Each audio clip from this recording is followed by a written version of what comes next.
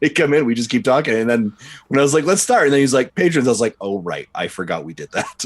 My bad. Whoops. Okay, I see us. I think we're on YouTube. We're on Twitch. Oh, right. Twitch. I forgot. And I still had audio on Twitch, so I had to mute that. Is there a way to bring out the chat? I don't want to see me. I just want to see the chat. And YouTube's working this time. So are we good here? Yeah, last week YouTube didn't want to work, and we had to go Twitch only. Got it. Yeah. So we're good? We're good.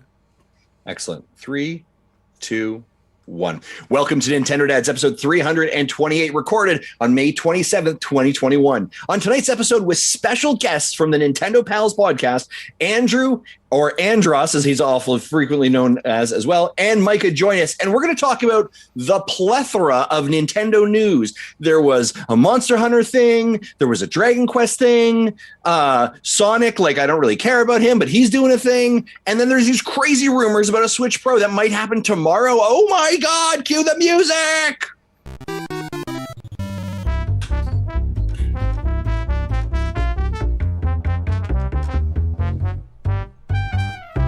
That's right, ladies and gentlemen. I am your host today on this dumpster fire of a podcast, but I am excited with everyone who is joining me today. Of course, the man who makes us sound good every single week, for the most part, Mr. Jesse Waldack. Jesse, how are you, sir? When I don't push the wrong button, it sounds good, yeah. So every time you push the wrong button, I reduce your pay. By 10%?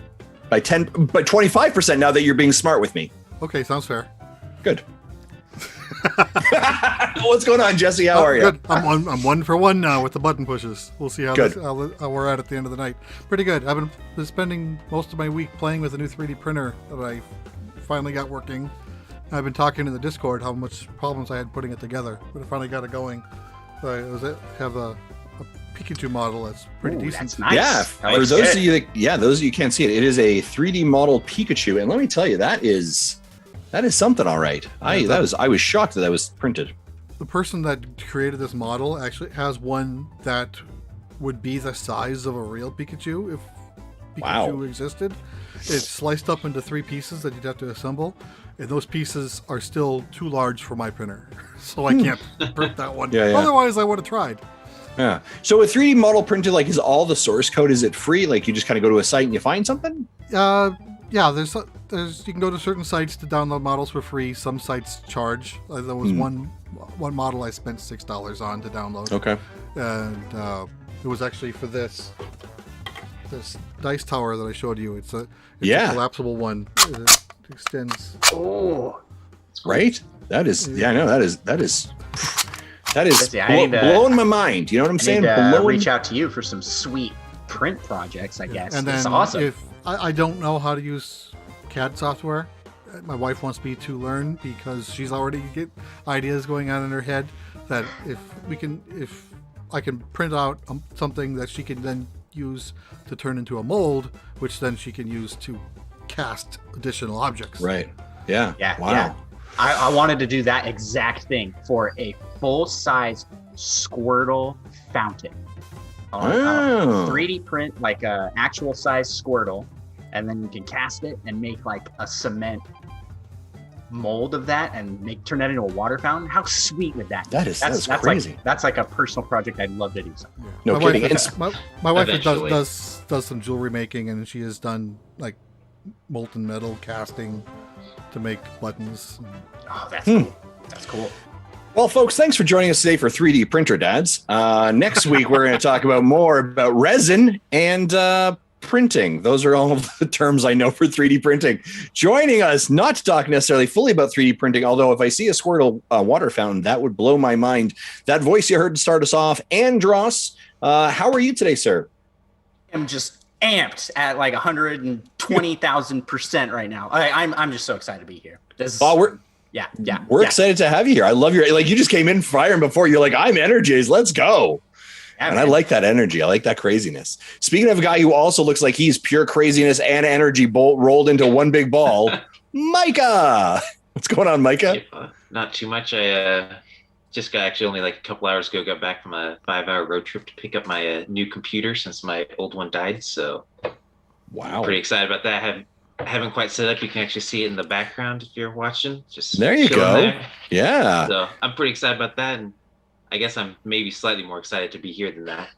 Sure. I appreciate your honesty. That it was kind of like, well, maybe. I don't really know. No, it's great to be here. Good. Well, we're so happy that you're here. And of course, Andross and Micha are from Nintendo Pals, and you guys are celebrating a massive anniversary this weekend. Am I correct on that? Or right now, right? Oh, yeah. So our 1-year anniversary for our podcast is this Saturday, and we are going to be streaming like all day, doing games, doing community gameplay, giveaways, and a special 1-year podcast. So yeah, we're super pumped. That's probably one of those things to stack into my hype meter. Good. What do you call it? My hype tank.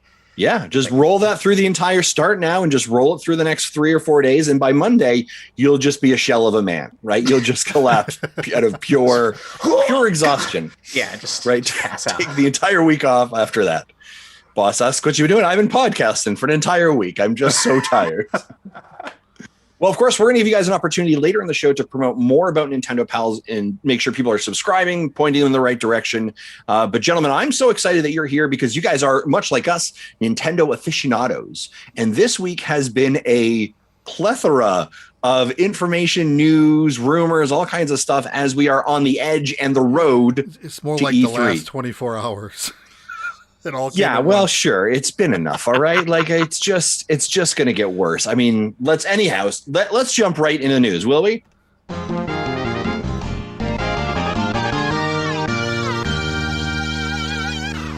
And of course, the Wii news should have said, "Do it." Dang it. That's okay. I'm doing like 3 things at once. Do it. Just do it some more. Do it. Right. But let's hear your best. Do it, Andross. Do it. That's how you usually do it, or do I have to do it in the do it? You can do it whatever you want. Like it's really what the mood makes you feel. Do you know what I'm saying? Do it. Nice. I like that. That's high energy. I love all of that. I got some do-its in the chat as well. Well done, folks. I appreciate that. Yeah. Well, and of course, the news is brought to us this week by Audible. And Audible, it's about being able to when you're too lazy to read a book, Audible. Subscribe at nintendodads.com, audible.com. Of course, it's brought to us by patreon.com and all the subscribers who assist us every single month in helping this dumpster fire. And I want to give a big shout out to Derek. And why do you think Derek might be important, Jesse? Because he's a new patron? I was like, oh, please. Like, this is not a trick question. Yes, big shout out to Derek for joining us. Of course, we appreciate you. Thank you so much for your joining over on Patreon. And a big shout out also to, where is it? Bruce. Bruce, thank you very much. You made some adjustments in your pledge. We appreciate that. And of course, the amazing people who are also supporting us over on Twitch. Man, you guys help us keep this dumpster fire going. And we really, really do appreciate that. We got so much content, and it's only because of your amazing support. So I digress. Let's just jump right into it. Whew. Gentlemen, where shall we start? And there's just so much that happened in the last 2 days. Right? We have one suggestion in the chat of where to start, and it just so happens to be my first bullet in the notes, so that we can just start there. Okay. All right, fine. We'll start with that one because I thought that was the most non-newsworthy note ever. And that's the point. Mario Kart 8 Ultimate gets its first update since January of 2019. A grand total of 0 tracks, 0 cars, and 0 characters were added. It was a patch addressing some issues. All right, moving on. Let's go. I don't know what to tell you, folks. I don't know. Is this anything? Is this smoke fire, or is this just doing some maintenance? I think it's just doing maintenance. Yeah, they just because they don't do an update for over 2 years doesn't mean the update's going to be significant, and it doesn't mean they're going to continue updating it. Yeah. Exactly. Classic Switch update where we get nothing. Some stability fixes, I think they usually say. Yeah, and Nintendo's pretty good to even when there is something, they really don't say much. It's just it's a stability fix or squashing a bug, and you're like, no, there's got to be more there, right? No, there really is. There is more. They just don't want to tell you we fixed this bug that would allow you to jailbreak the system. They're not going to tell you that. Yeah. And it does look like these patches are specifically to address an issue where the tournament points were being reset, and that caused match histories with friends to be reset. So obviously one of those experiences that you're having a great time, and all of a sudden your points reset. That's not a great experience. Nintendo's apt to make that change as well. At least it wasn't adding multiplayer. Right. Right. Nintendo will just take away multiplayer at this point. They're like, you don't know. We don't believe this is the Mario Kart experience that you should have. Yeah, I don't think there's much there other than that update, but I do think it's interesting that it's been 2 years and that's the first update. All right, gentlemen, there has been a lot of presentations this week. I mean, 3 on the Nintendo, 3 that somewhat have an impact to Nintendo, 2 other ones that are, so let's see, let's talk about this. We had the Monster Hunter event. We had the Dragon Quest event. We had the Sonic Celebrates. Daylight. There was oh my gosh. There was another one today. Yeah. Then there was Dying Light. There it is. Dying Light had a presentation today. And so did Horizon West, right? Forbidden West something. West. Forbidden West. I was like, listen, it's not a Nintendo. I don't need to know the name. Come on now. Gentlemen, did any of you guys watch any of these presentations? Yeah, I watched the Sega one. I watched Jesse watch the Dragon Quest one. Yep. And let's see, what was the other one the other Nintendo one? Monster Hunter one? The Monster Hunter one. Yeah, I watched all of them. Even though I don't particularly care about any of these franchises, I still watched them. Sure. Okay, excellent. And how do you think they did? Okay, well, I don't want to get any heat here, but this is the hot zone. I don't think everybody needs to do their own presentation. Hot take! Yeah, I definitely don't think so. And I have to say that no one can do the one more thing like Nintendo can. Mm-hmm. Everybody's one more thing was kind of bad. It's terrible. Kind of terrible. Like, hey, here's a cutscene without a title. Here's a teaser for like with no information, essentially. Yeah. Okay. What was our last thing at the last Nintendo Direct? Freaking Splatoon 3 with gameplay and cutscenes. It was like 5 minutes of content. Mm-hmm. This was no tease and a date. At least it wasn't like a solid date, but they gave you a year timeline. Like, okay, I know when this is coming. We know in this new Sonic game, I assume that Sonic will be able to run, so that is confirmed. that is in a photorealistic background. Yeah. Yeah, that's my hot take on that. That's okay. Yeah. Well, I think the really interesting part in your commentary, I really want to kind of unpackage it a little bit, because your statement is like, not everybody needs to do this. And I think the challenge is, and I would, so let me say this, 2 things. I agree with that, right? Like, stop it. Too many of these. Not everyone needs their own direct.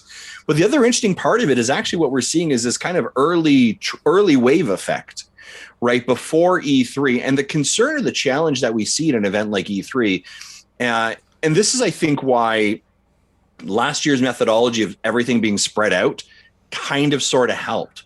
Because everybody could really own their PR beats really, really in their own space, right? And so what we're seeing is these companies who are now saying, well, I don't want to be caught in the big wave that is E3. I don't want to have to try and compete against a Switch Pro or Breath of the Wild 2 or whatever, the next Halo.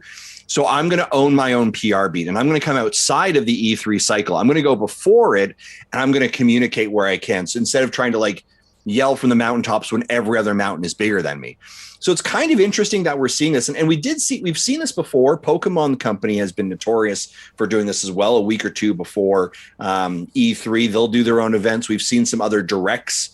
We've actually saw Smash one a couple of years ago to kind of clean out the fridge, right? So that they kind of get that information out of the way as well. It's interesting that they're trying to own that beat. But now I think from an industry perspective, it feels like we're just having to cover 3 weeks of coverage as opposed to 2 weeks as well. Well, and I don't necessarily think the content in them, it feels like there's fluff in them because there's only so much they can do from their size of a company to fill a presentation. Most of these presentations, I think, were actually pretty good length. Yeah. But there's quite a bit in there that's like, okay, too much time spent on this thing, too much time spent on this thing. Yeah, that's like kind of my take on it. Maybe if they all grouped up together in this in like a direct or something, yeah, like what we were doing already. Yeah, I don't know. I'm okay with it, but I also feel like it does spread around, like you're saying, spreads out the info and makes it hard to cover and hard to consume as a fan. Yeah, I mean, call it the Pre-3. Right, Pre-3. I like that. Wow. Pre-3. Jesse, we may just have found the title of today's show, thanks to Micah. I'm in the process of writing that down. Well done. He's already got the thumbnail made. Anything else? I'm golden. Yeah, you could. If you just want to go work on your, your computer now, you're fine, Micah. You're probably Andross now has to try and meet your bar. You know what I'm saying? Like Micah's brought it already. That's like every episode of our show. We're 15 minutes in. Micah's met his quota. He's like, I'm out. Well, let's maybe break down what some of these are, and I don't want to go into huge detail. Jesse, Dragon Quest 35th anniversary announcement. Can you just give me like the high level layers of this so that I don't want to fall asleep? Yeah, 6 games were announced, right? Yeah, 6 games are announced. The first one, Dragon Quest Keshi Keshi, which translates to Eraser. It's a match 3 puzzle game. Okay. I'm probably going to pass on that. It's for iOS and Android. Okay. Next, they talked about Dragon Quest X Online version 6. Sorry, Can I just pause there? Is that the title of the game?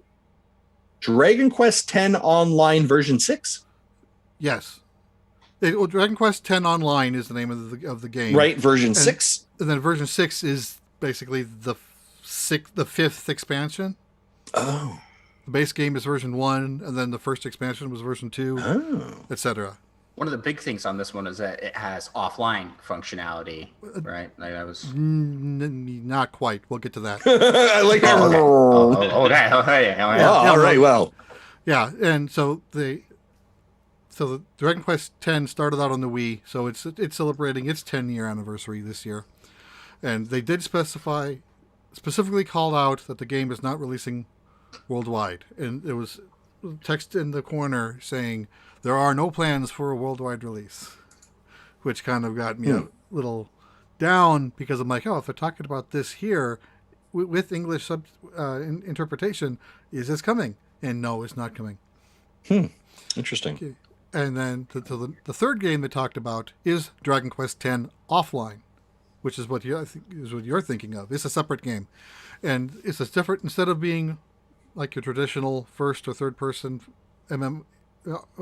perspective in a traditional MMO, this looks like a builder's set, like Dragon Quest Builders games, and so it's apparently the same game as Dragon Quest X, but it's a single player experience. So they have 2 games, almost the same title, but then what differentiates them is one is online and one is offline, and then whether it is The Awakening of 5 Races or version 6. Yeah.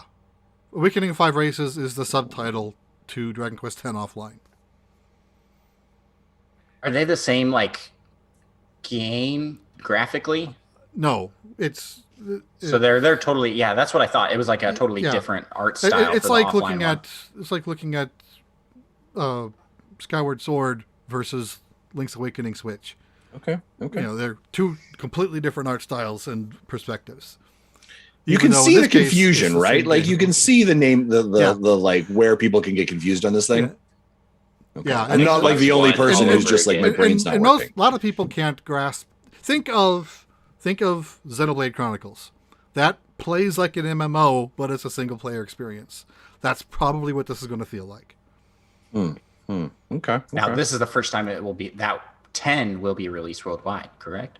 We don't know that. They didn't mention it's going to be a worldwide release, but they didn't say that there are no plans for a worldwide release. Why would they? So why not? It's in limbo. They did. It probably won't come here, but they didn't say it's not. Like the online version, they specifically did say it's not. So, okay. All right. Let's keep going. This is Okay. This next game is the one I am looking forward to the most. Okay. Dragon Quest 3 HD 2D Remake. Yes. So Octopath Traveler art style. Oh, with the Dragon Quest III remake.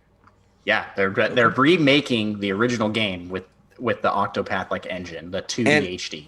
Do we have consoles that are confirmed for this yet? Yeah, that one confirmed on all. Yep. Well, they said they didn't say any, but they implied it'll be everywhere. I thought they showed pictures of the boxes for each of them for that one. You can almost hear Andross's worry and heartbreaking. Oh, I missed that. I thought you said it was on the Switch. What is happening? I don't. If I did, I missed it. I didn't. Nowhere in this entire presentation did they mention Switch or PlayStation. So there was literally a guy dressed in black in the shadows, basically like a referee. If they say start, Jesse, if the two people start talking about things that they shouldn't be talking about, he blows a whistle. Sorry, they had an NDA ref. Yes, it's funny. You should watch it. That guy blew the whistle stuff. about 6 or 7 times. Yeah, wow. that was pretty great. Especially near the end when they talked about the last game. And the translator's trying to keep up with it. So you hear the whistle way before you know what the context of the whistle was. Oh, pretty great. That's great. Andross, you said you're going to look for that and try and confirm? Yeah, I'm looking for it. Cool. I want to make sure we have the Jesse was wrong bumper at the ready. Let's talk about the next one, Jesse. Okay, the next one is Dragon Quest Treasures, which Roger and I both thought the same thing. This looked like a Monsters game. Okay. But apparently it's not a Monsters game. This is a whole new franchise, a new type of... It's still an RPG, but since it's new, we don't know what the gameplay is like yet. It features Eric, which is a playable character from 11, and Mia, his younger sister, which is just an NPC in the game, when they were children and out treasure hunting and adventuring. They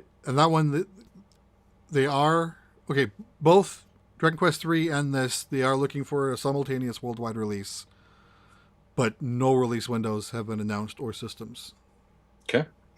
Can I ask you a question? And actually, this isn't me asking. It's SEZ asks in the chat, Jesse, do you think the Dragon Quest 3 remake needs quality of life improvements, or has it aged well? Well, the DQ3 on the Switch does have quality of life improvements over its Famicom release. Mm-hmm. Things that they've added were new with 4 and 5, like unlimited bag storage and things like that. I don't think functionally it needs anything else. I think it's a pretty solid game as is. Some things they might add is more dialogue banter with the party members, which is something else that was added like in 6 and 8. They've done things like that. But other than just a graphical overhaul, I think it'll be more or less the same game. And I didn't like when I played 1, 2, and 3 on the Switch last year, I didn't like what they did, because they took the Super Famicom backgrounds, which looked nice, and then they took the mobile sprites for the players, which again are okay, but the two of them together clashed to all hell. So at least all these games will have a uniform look and feel and look like they belong there. Nice. Okay. Sorry, and I interrupted you. I think you were just finishing off Dragon Quest Treasures. Yeah. So that one's a game I'm looking forward to. Again, I have since it's a new series, I don't know what to expect. Yeah. And then this next one was like the one more thing, right? This one was, I think. Well, it wasn't. They didn't have a one more thing here. Tim asked, "Are they going to have one?" I'm like, if they were to have one, this would be it. So they're not going to have one. They announced Dragon Quest 12: The Flames of Fate, and this one has me concerned. Oh, tell me why.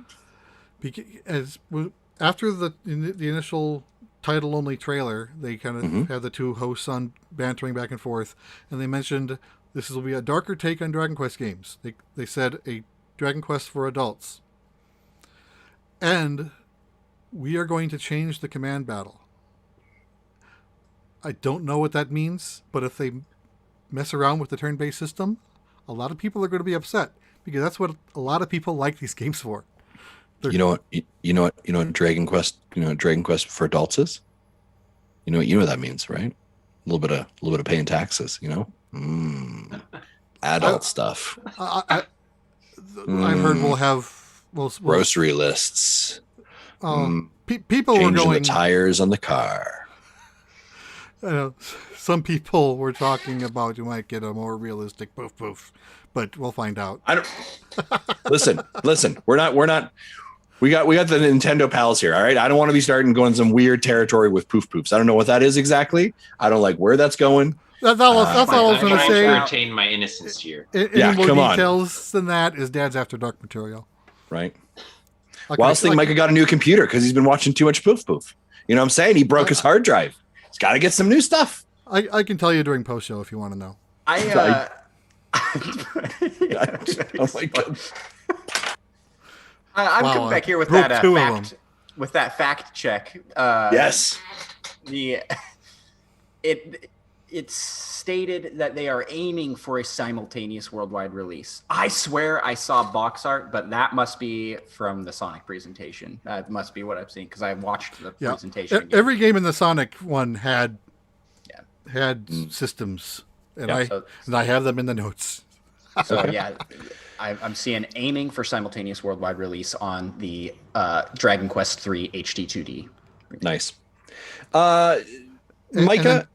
Sorry, go ahead, Jesse. I apologize. You go ahead. 12, they're also looking for a simultaneous worldwide release, and currently no release window or systems have been announced. I mean, they don't have anything except the title. They're Metroid Prime 4. Yeah, I was going to say they're pulling the Metroid Prime 4 is what they're doing right now. Look, we've got a thing. Like some intern was like, we got to do something. Mike, make up a title card for a game. I don't know. Dragon Quest 12. Everyone wants it. What should we call it? Flames of Fate? Sure. Send that over to the marketing team. Make a nice logo. Put that up. And then they tease you first, only drawing the 11. And then they draw that second line in the Roman numeral to make it a 12 after sitting there for about 10 seconds. Just a tease. They really those Dragon Quests and their poofs. Right? And the remakes, they're just teases. You know what I'm saying? Micah, you excited for any of this stuff? No. First, love your energy. Second, love your honesty. Andross, how about you? I am most excited about the Dragon Quest III 2D HD being made on the Octopath engine. It makes me excited for the possibilities of things being remastered in an Octopath style. I would love to see them do this for Chrono Trigger, for Final Fantasy games. I would even take this for like old school Pokemon games. You know what I mean? Like that would look. It just looks so gorgeous. Yeah. And to do that with a game that I'm interested in. I'm not super interested in Dragon Quest, but I'll try it out. Yeah. And Jesse, correct me if I'm wrong. Dragon Quest has had a relatively like fair enough traction on the Switch when they put out Builders. I mean, and they put out some other Dragon Quest games, haven't they? Yeah, they've had Builders 2, 11S. There was the Muso game. I don't know. I think we got the first one in the U.S., but not the second. And there's 2 of them in Japan. So yeah, there's definitely a Switch crowd. And I've mentioned before that they were talking about if 12 gets released, what system will it land on? And I said Switch has a good probability of being the primary system for that. Yeah. Because Dragon Quest has a habit of releasing games late in a console's life cycle where it's got the market share. Dragon Quest 8 was on PS2. Dragon Quest 9, DS. Dragon Quest 10, Wii. Dragon Quest 11, PS4 initially. So I also wonder if looking at that market, them having seen how hot the Switch is, especially in the Japanese market and the Asian market, especially as it relates to like Monster Hunter, if that may sway kind of where they're going to put it in, as well, right? Just with that install base too. Yeah, while definitely there's still more PS4s and Switches, but considering PS4s there's new games are still coming out, but I don't think they're manufacturing new systems anymore. What's out there is out there. So, and PS5 obviously doesn't have the install base yet. It's only been out 6 months. Yeah. So that's why I think Switch has a candidate to be the primary system. Yep. Nice. Nice. All right, folks. So that is our rundown for. I was going to ask what you thought of it, since we picked on you thinking you weren't hanging around, and then you said, "I hate you both." So yeah, you were hanging around. So like legitimately, I saw it go live on Twitch, and so I just like poked in to get you guys a view, and then I just kind of had it playing while I was playing Knockout City on the screen. I wasn't actually even paying attention. And then I heard you say something derogatory about me, and so then I just said I hate you both. Okay. But I did have a good chuckle at the translator lady who was really struggling. Like, it very much reminded me of the original Nintendo Switch release, and they had that poor translator who was trying to keep up with Suda 51 or whatever it was, and I was like, oh, this person's gonna hate their life. But that translator was given a go. I mentioned early on that they really should have had two interpreters, one for. So there's a different voice, Yeah. Because there was two people talking back and forth in banter, but only one interpreter doing both voices. It was hard to tell who's talking to who. Yeah, it's a very weird decision. All right, so we finished Dragon Quest yesterday. We moved into Sonic today, and that was the. Sorry, every time I talk Sonic, I just have a real hard problem with that game. Wow. With that system. Let's break down the Sonic Central. Then you're gonna love one of the questions later on. Right? Oh my gosh. Did either Andross, did you watch this thing? Yeah, you did, right? I am very appreciative that Tim had it playing at double speed when he watched. I was curious about that. I was like, how was the presentation 30 minutes and he just did 15? Yeah. Well, he's like, hey, I can speed this up since I'm watching in post. Yeah. Well, yeah, it wasn't quite double time, but I did kind of call him out near the end. I'm like, are you watching that at 110, 125% speed? He goes, yeah. It's because I don't know when I'm going to have to stop this and go back to work. I watched. So I did watch. I did watch it in the regular format first, or just caught like a little bit of it because I tuned into it late. So then went back and watched the full thing from Tim, and I thought it was a decent presentation. There's a lot of Sonic stuff going on, like a lot. Sonic got a real amount of love. He did indeed. You think it was the 30th anniversary or something? Just about. I mean, like, he's like really kind of putting some of the other anniversaries to shame. I mean, but does he have Post Malone in a music video? Right. Get out of here, Sonic. Well, and then Katy Perry showed up. So, I mean, like, come on, let's go, So, yeah. It was great stuff. We tried posting our reaction video onto YouTube about those two videos, but I think it was a Post Malone one because it said, this is not allowed to be shown anywhere in the world. Yeah. We aren't allowed to react to it. It's just you can't react. It just is. Katy Perry's song would have allowed us to put it up, but she'd just take our money. Yeah, well, that's fair. Yeah, Post Malone said, you can't show this anywhere. So I'm going to do a quick, like Cole's note. I'm going to speed. You see what I did there? Through the Sonic stuff, and we're going to do like a hot take. So there is a Sonic Virtual Symphony Orchestra on June 23rd, and apparently it's for free. We like free. Yeah, that's good. I like that. That's good. Actually, probably the thing I'm most excited about. Yeah, you're big orchestra fan, symphony orchestra fan there, Micah? Not particularly, but I mean, I do like video game music, and I don't know if it's some of the, I guess, newer Sonic music, or if it's going to be some more throwback old stuff. They're going to be playing that like 90s rock, all those. I'm assuming I'm hoping to hear some Sonic X. Nice. I think any time that like a symphony takes like, video game music and does it, it's always so good. Like, it's just, man, I have not been to the Legend of Zelda symphony concert, but I heard it is amazing. I want to see that so bad. That would be so amazing to go to. Didn't Jesse, you go to one? I did go to one. We were like second row, and nice. There were expensive seats, and I had like 6 or 8 of them. But it was a good show. And a few years before that, I tried going to a video games live show. Yeah, but like only 11 rows of seats sold. Wait, Jesse, why did you need 8 seats? Were you taking a nap during? So you could lay down. I had family people with me. Oh, okay. Okay. Yeah, funny story. When Nintendo Dads was really young, and Zach Erickson was still with us. The Zelda Symphony came to Edmonton, which is where he lived, and we applied as media. They let us in as media to cover the thing, and then they set up an interview with Zach and the conductor of the orchestra. And so he had a 30-minute sit down one-on-one with the orchestra. And I was like, oh boy, they definitely think we are much bigger than what we actually are. So, but he said it was amazing. It was an amazing show. He had really good seats. It was great. So apparently amazing stuff there. Moving on as well. Sonic has a fursuit avatar available as a playable skin in the Tokyo 2020 Olympics. Yeah, this is a game I didn't even know was coming out. And second, what is this game? Well, that was when I was like, Tokyo Olympics one already out? 2020 game? It's not Mario and Sonic at the Olympics. It's boring Olympics. It's just the Olympics. This is real track and field.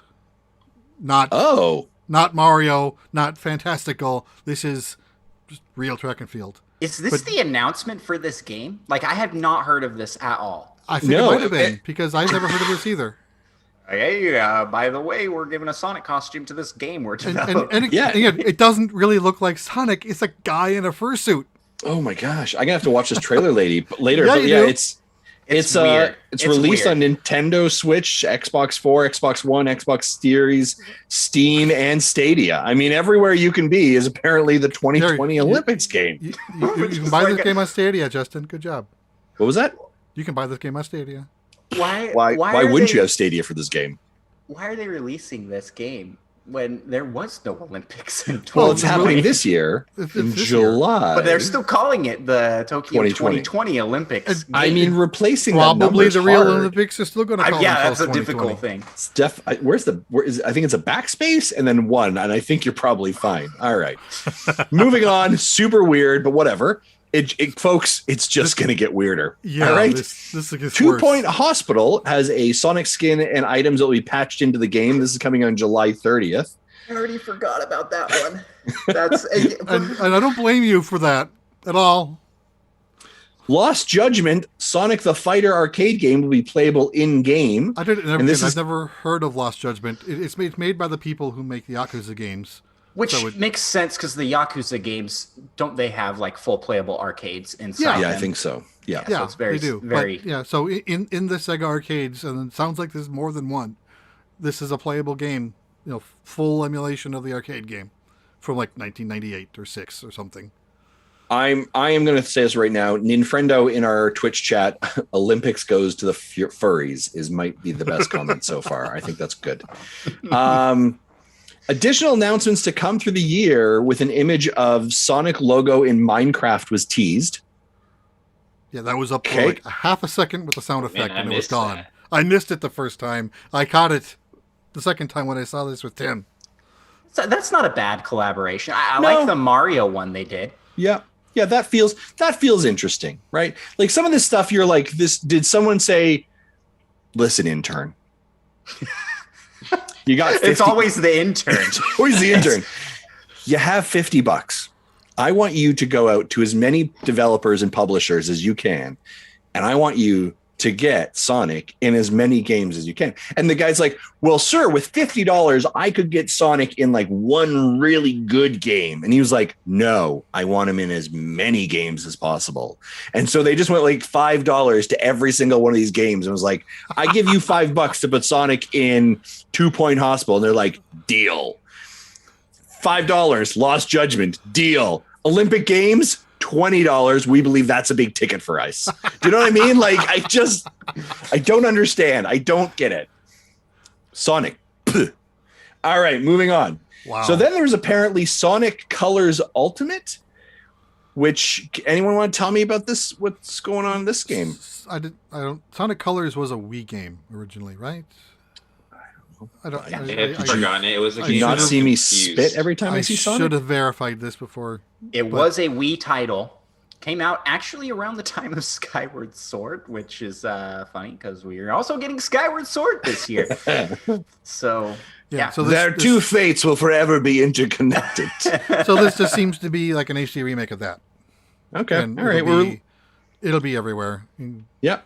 Releasing on Nintendo Switch September 7th, other places as well. Then we got Sonic Colors Rise of the Wisps, which is a 2-part animated series voiced by the same voice actors from the game. And a preview of the first part was aired. Episode 1 is available this summer. It's voiced by the game cast. Yes. Yep. So that is a cartoon? Yes. Okay. And these are shorts, so these aren't like half-hour or hour-long things. I got to make a note since 5 or 10 minute things, and that's it. Since none of us here are like super Sonic fans, apparently Sonic Colors is like a good one, which for 3D Sonic is something. It's like what people consider like the best 3D Sonic. Okay. Forever, because Sonic really struggled coming off of 2D. So he's really struggled coming off of 1993 is when he struggled. All right, like let's be real honest here. Okay, all right. 06 didn't help things at all. No, but I did see in the reaction Andre Seegers for our guest from last week, obviously from Game Explained, was very excited about Sonic Colors Ultimate as well. Then Sonic Origins, Sonic the Hedgehog, Hedgehog 2, Sonic Hedgehog 3, Sonic and Knuckles, Sonic CD. No system was announced, but it's presuming coming to everything. Sorry, did they just like bundle all the Sonic games into one? Is that what this is? Just the first, like the first 3. Okay, so they're just making a bundle. Well, yeah, it's a bundle. It's a collection bundle. Yeah, it's the first 3 games: Sonic and Knuckles, Sonic CD. The question is, will they do Sonic and Knuckles, Sonic 3 and Knuckles, the lock-on technology stuff? I don't know. That'll be the big question. 1990 was so weird, right? You know what I'm saying? Like, what were we doing with our life? All right. You could have a 3-foot tall tower of Sega stuff stacked on each other. Yeah. The next one is Sonic Mania Team Sonic Racing. Speaking of that $5, the intern had an extra tenner and went over to Luna and said, "Can you do this now?" And they were like, "Okay, sure, why not?" Because now it's available on Luna right now. I got nothing here, folks. All right. We keep going into the next Sonic Prime, which is created by Man of Action, is apparently a Netflix series. There's a little bit more to that story. So, which one? Sonic Mania, Team Sonic Racing, and Sonic Forces will be available starting on June 1st on PlayStation Now for the 3 people who have that service. That's pretty exciting. Those 3 people get to play some of the worst Sonic games Again, ever. The intern's got about $3 left right now, all right, after his pitch. Okay? Oh my gosh. So Sonic Prime, it's a Netflix series coming in 2022. Did we get a trailer for this at all? Missed opportunity to be on Amazon Prime. Right? Exactly. How do they lose? Okay, and so hold on a second. They're talking like, hey, we've got this game, Sonic Mania, Team Sonic Racing, Amazon Luna. And they're like, yes. And they're like, anything else you got? They're like, we got this thing called Sonic Prime, but we definitely are going to Netflix for that one. Yeah. And they're like, why not? Like, why? What are you doing? I don't understand. Netflix it's okay. They collaborated. They collaborated with what's that Italian restaurant? Olive Garden for the movie. When what about Sonic? It's Sonic Drive-In. There's so many things you could be doing here.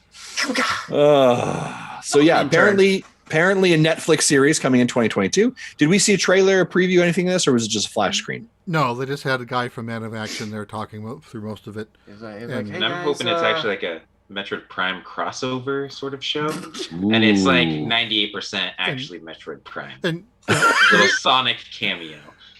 And all of the shows that Man of Action is involved with, it's like that's primarily featured like in the title, from Man of Action. And they're the people behind like Ben 10 and some of the other shows.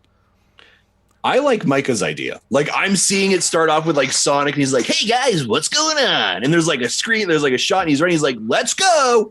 And then like this blue blast of like a beam, and he just like blows up, and then you just hear the Metroid Prime music kick in, and it just pans up, and it's Samus, and the cannon's all smoky, and it's like, no, now it's my show. And then it gets real dark. Do you know what I mean? Like it'd be amazing. That's what I want to happen. Sure. I like where your head's at, Micah. Again, I love the energy you're bringing to this thing. All right, someone animate that storyboard. Right? Someone help me out.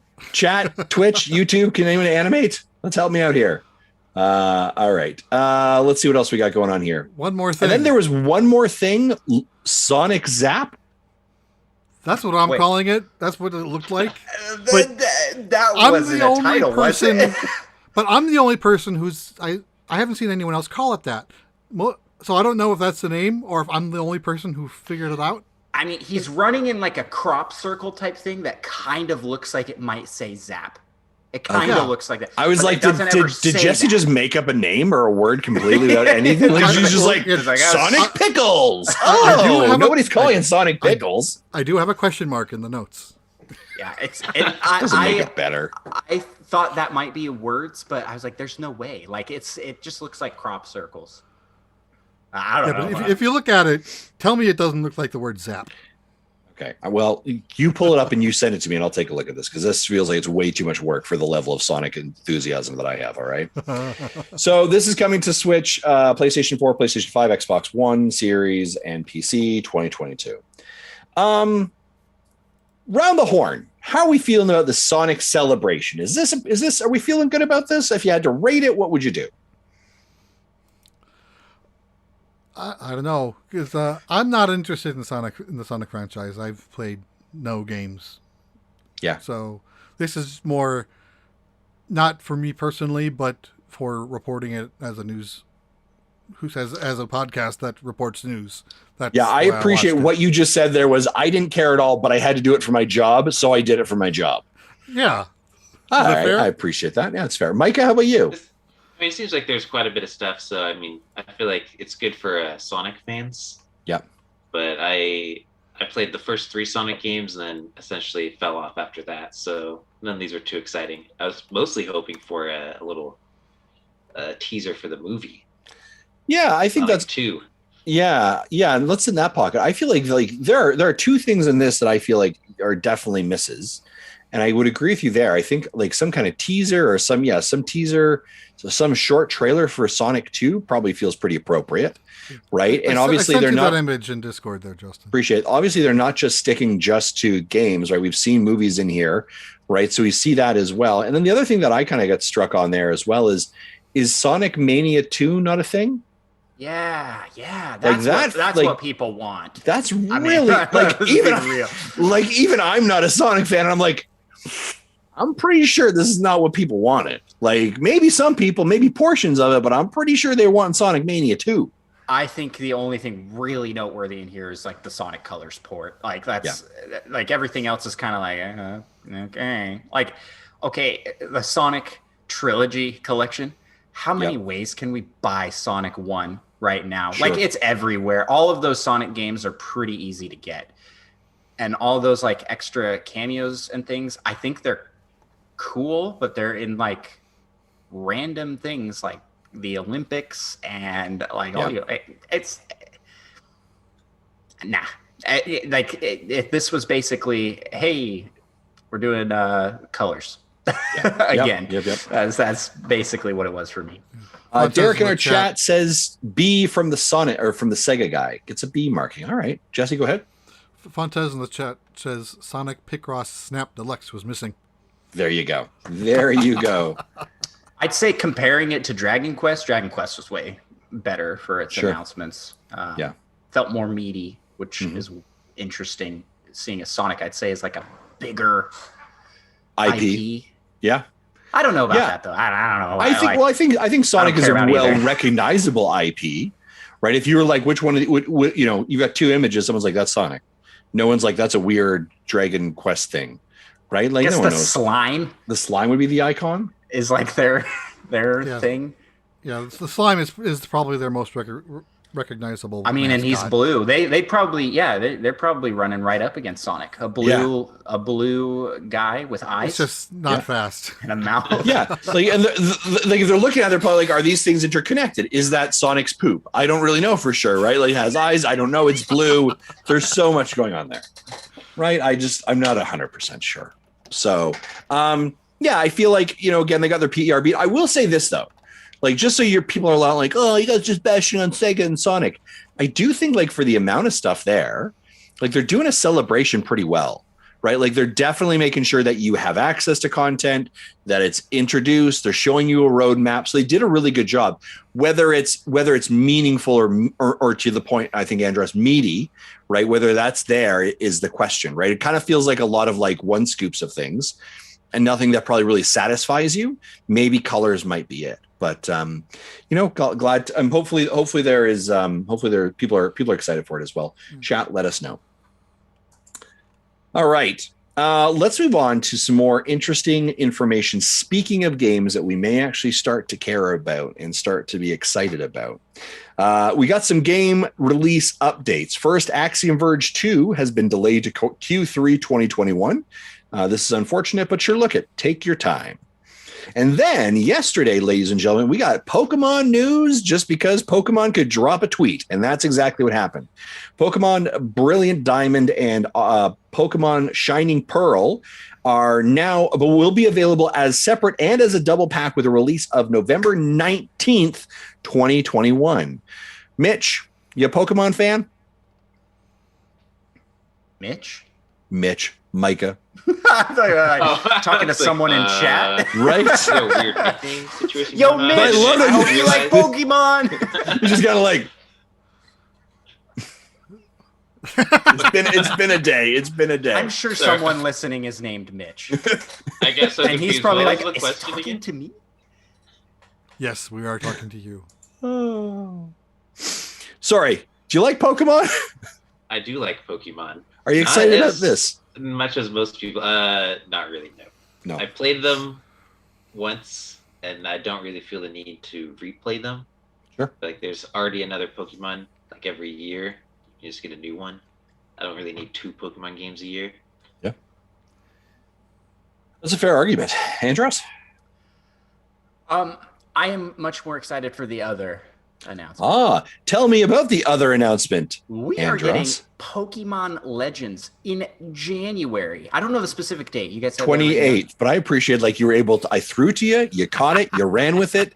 You made it most of the way. You almost got a touchdown. We just had to give you the next little piece of information. Yeah. You fumbled on the 2-yard line. That's all. Yeah. I appreciate it. To a teammate though, who picked it up and ran it in. Yes. Yeah. Listen, Mitch, simmer down. All right, don't be getting jealous of this stuff.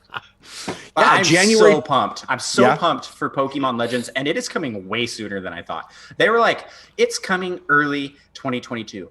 Well, when they said early, they meant the first few weeks. Yeah. First few weeks. Yeah, That's crazy. I thought March, February. I was thinking April. Yeah. April. Like February 27th, Pokemon Day would probably been a good day for that to land. Mm-hmm. I wouldn't expect it any earlier than that. And that's concerns me a little bit, because if I play Brilliant Diamond or Shining Pearl, I am going to be Pokemon'd out, and I won't want to play Arceus. So I'm probably going to pass on the remake and go and play Arceus when that's new. This is the thing that kind of interests me, and I do agree. This is a lot earlier than I thought it was going to be. I was very similar to a late February, early March. There's just a couple head scratchers. I do think putting them this close to each other, putting Brilliant Diamond and Shiny Pearl, when they announced it, they're like coming later this year. We were all like, okay, everyone look at your calendar. What's that? Yeah. What's the Black Friday? November or the Thursday before Black Friday? Yeah. Yeah. We all kind of pretty much had that one, the chips bet on that one. But this game coming out 2 months later, and also interestingly enough, in the quietest month of the year for video game sales, is a very interesting thing, right? January is typically our quietest month.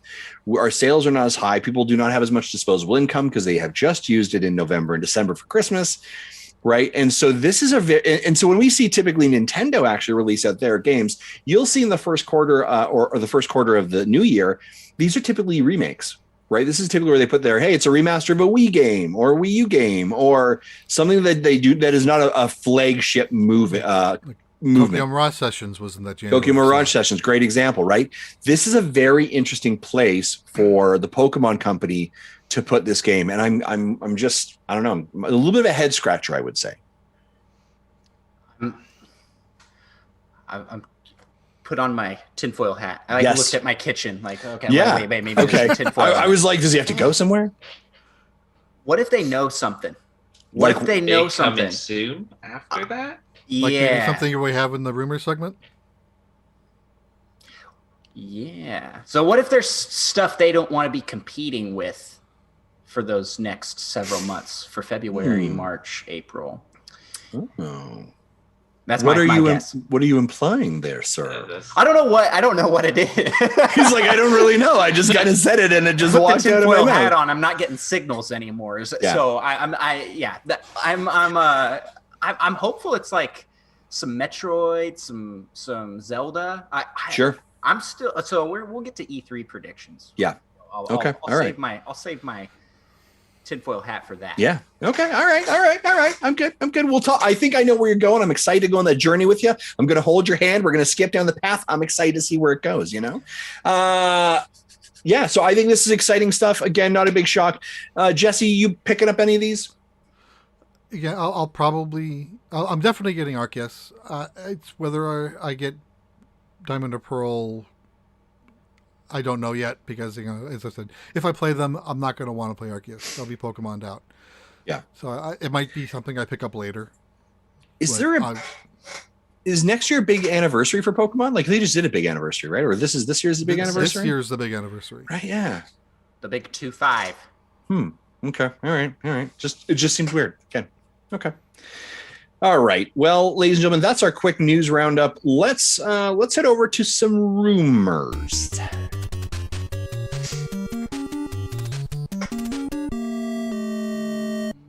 Let me tell you a story. Last night, I'm laying in bed, falling asleep, and as I do, I open up my iPad and I scroll through the news section. I like to pretend like I'm highly educated and I learn how to read. And I scroll through, and your Twitter notifications started blowing up. Pretty close. I don't know why I woke up to 20 Twitter notifications. I was like, what happened? Another NHL 94 post? Right, not again. Chris, I see you. Okay, I hear you.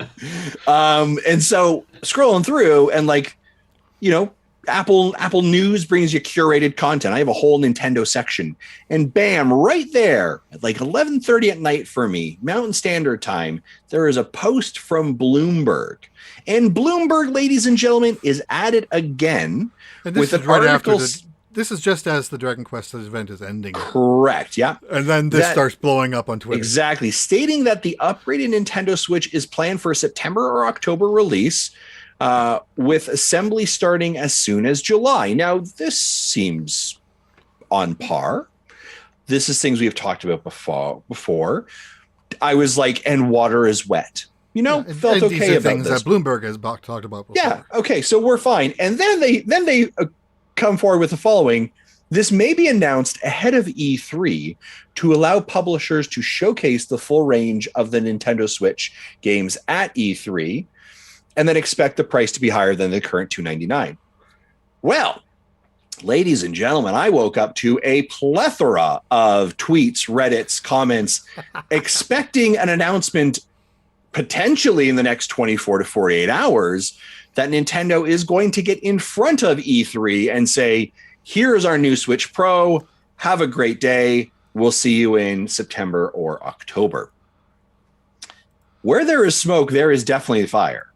And this thing has got to be coming out pretty soon.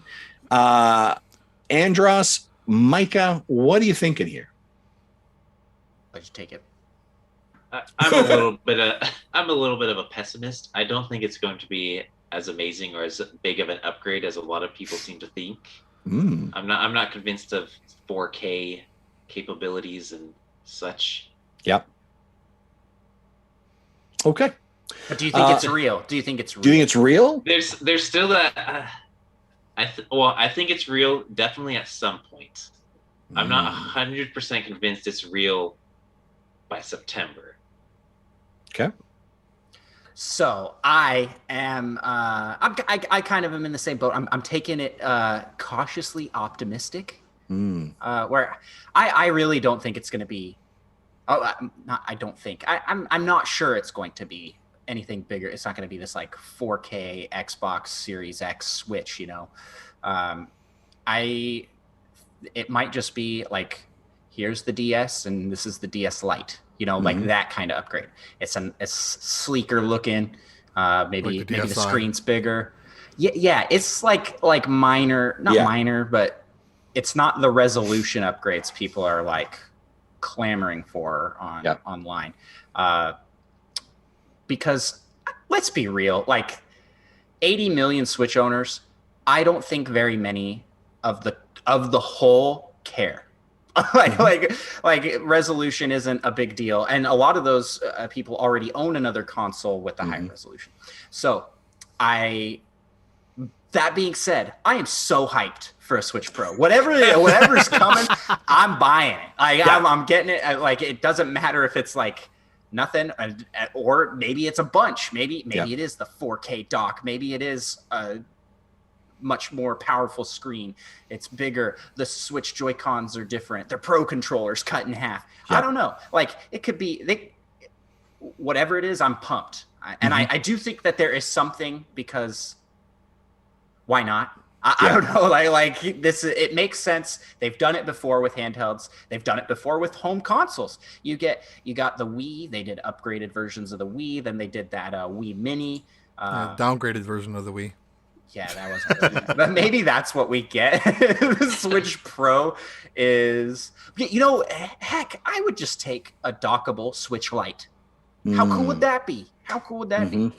So I don't know. Whatever it is, I'm pumped for it. I'm all here for it, and I am ready to be here with this community and with our Nintendo Pals community, fighting in lines against bots and scalpers to get this thing. Like, that's what we're going to be doing. I love that energy. I love your enthusiasm there. You are a person who has not gone through the console wars the hard way. You are still young and youthful. We're like 6 months to go all over again. Yeah. So let me ask you this question. Do we think we're getting an announcement before E3? So one of the rumors is that it's going to happen tomorrow. Well, I mean, if it does, then we get it for our show, and you guys don't get it for your show. So, you don't think I'll do an emergency Nintendo Dads episode? Are you kidding me? Yeah, if they do it before E3, it'll likely be before the media time, which starts the Monday the 7th. So that's still under 2 weeks. So tomorrow? Probably not. It's a Friday. They normally don't announce stuff on Friday. Though they've done it before, they normally don't. So I think next week sounds more likely if they're going to be announcing it all this month. Yeah, this is very in line with how Nintendo's been doing things all COVID, where it's like, "Hey Twitter, here's a picture," and you're like, "Boop," and it just pops up, and then a little while later they do like a deeper look. So we may be getting just like a picture drop online. Not even a video, maybe a video, but maybe not. And then there'll be like more details coming at E3. But then the PR will drop like an hour later. Yeah, it's there. So if there is, I don't quite understand that reasoning where it's like, oh, they want to put it out there so that companies can be announcing stuff for it. That makes me fearful that it's going to have exclusive games from third parties, which is not really what I want out of a Switch Pro. Yeah, that is what I expect. The market. I don't think Nintendo will split that, but I think third parties will. I don't know. They've never has that happened third party before? Because we had this happen on the DS, right? You had the 3DS and then the new 3DS, which had some exclusive games. No third-party exclusives, as far as I recall. Chat can correct me if I'm wrong. Yeah, chat, are we wrong? Do you guys remember any third-party exclusives? Yeah, I don't think there were. Even the ones that there were that were Nintendo, those are very few that were exclusive. I'm thinking of the third parties that are developing PS4, PS5 software now. They're looking at the Switch and I'm like, no, I don't want to rip it down that much. In a Switch Pro, they may not have to.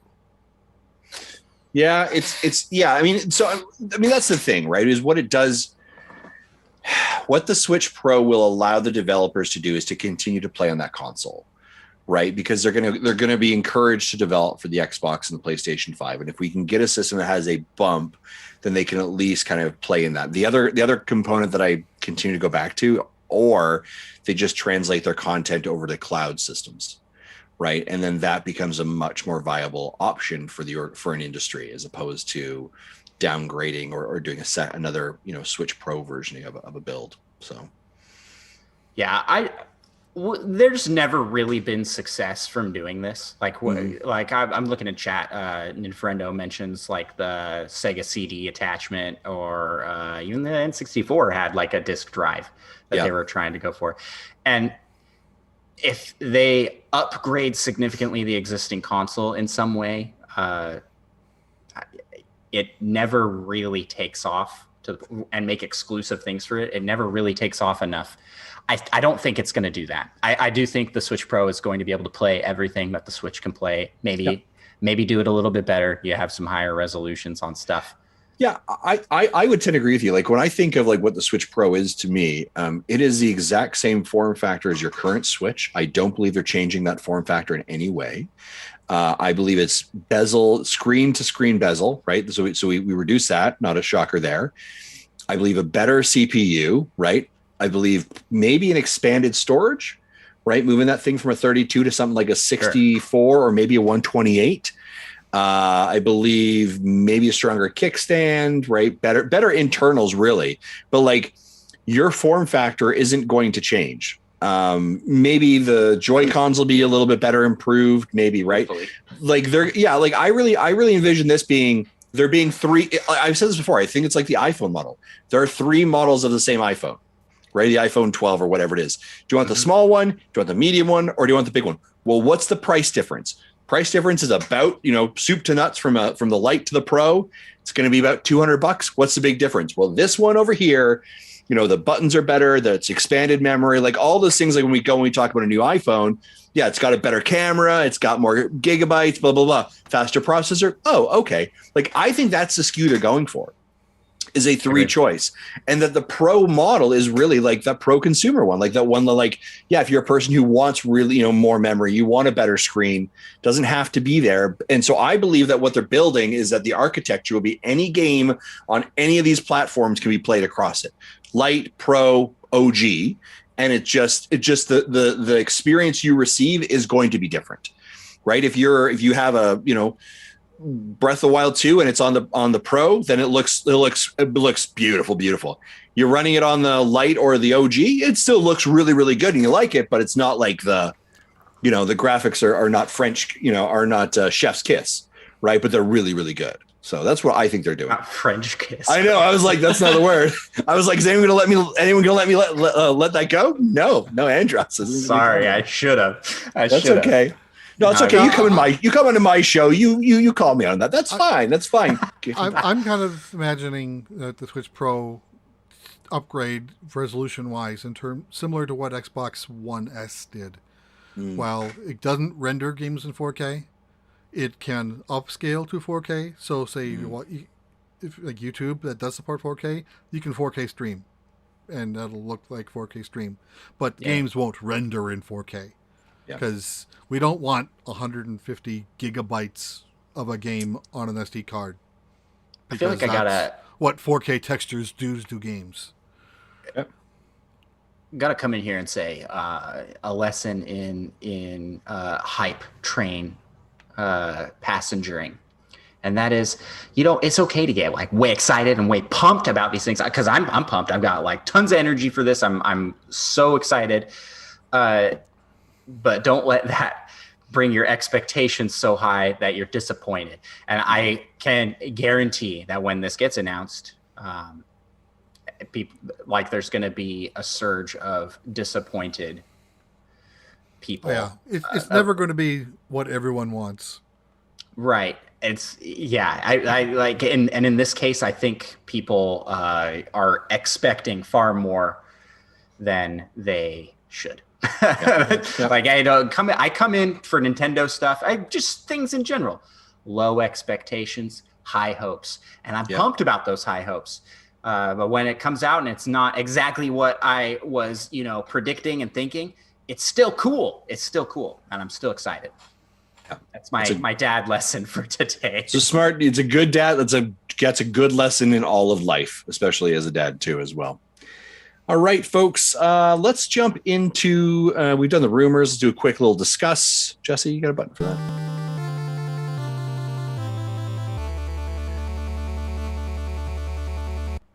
All right, gentlemen, I'm going to read off this little piece of community information. Then we're going to come to you guys for your road to E3 predictions. So get ready, get hyped up, and let's go.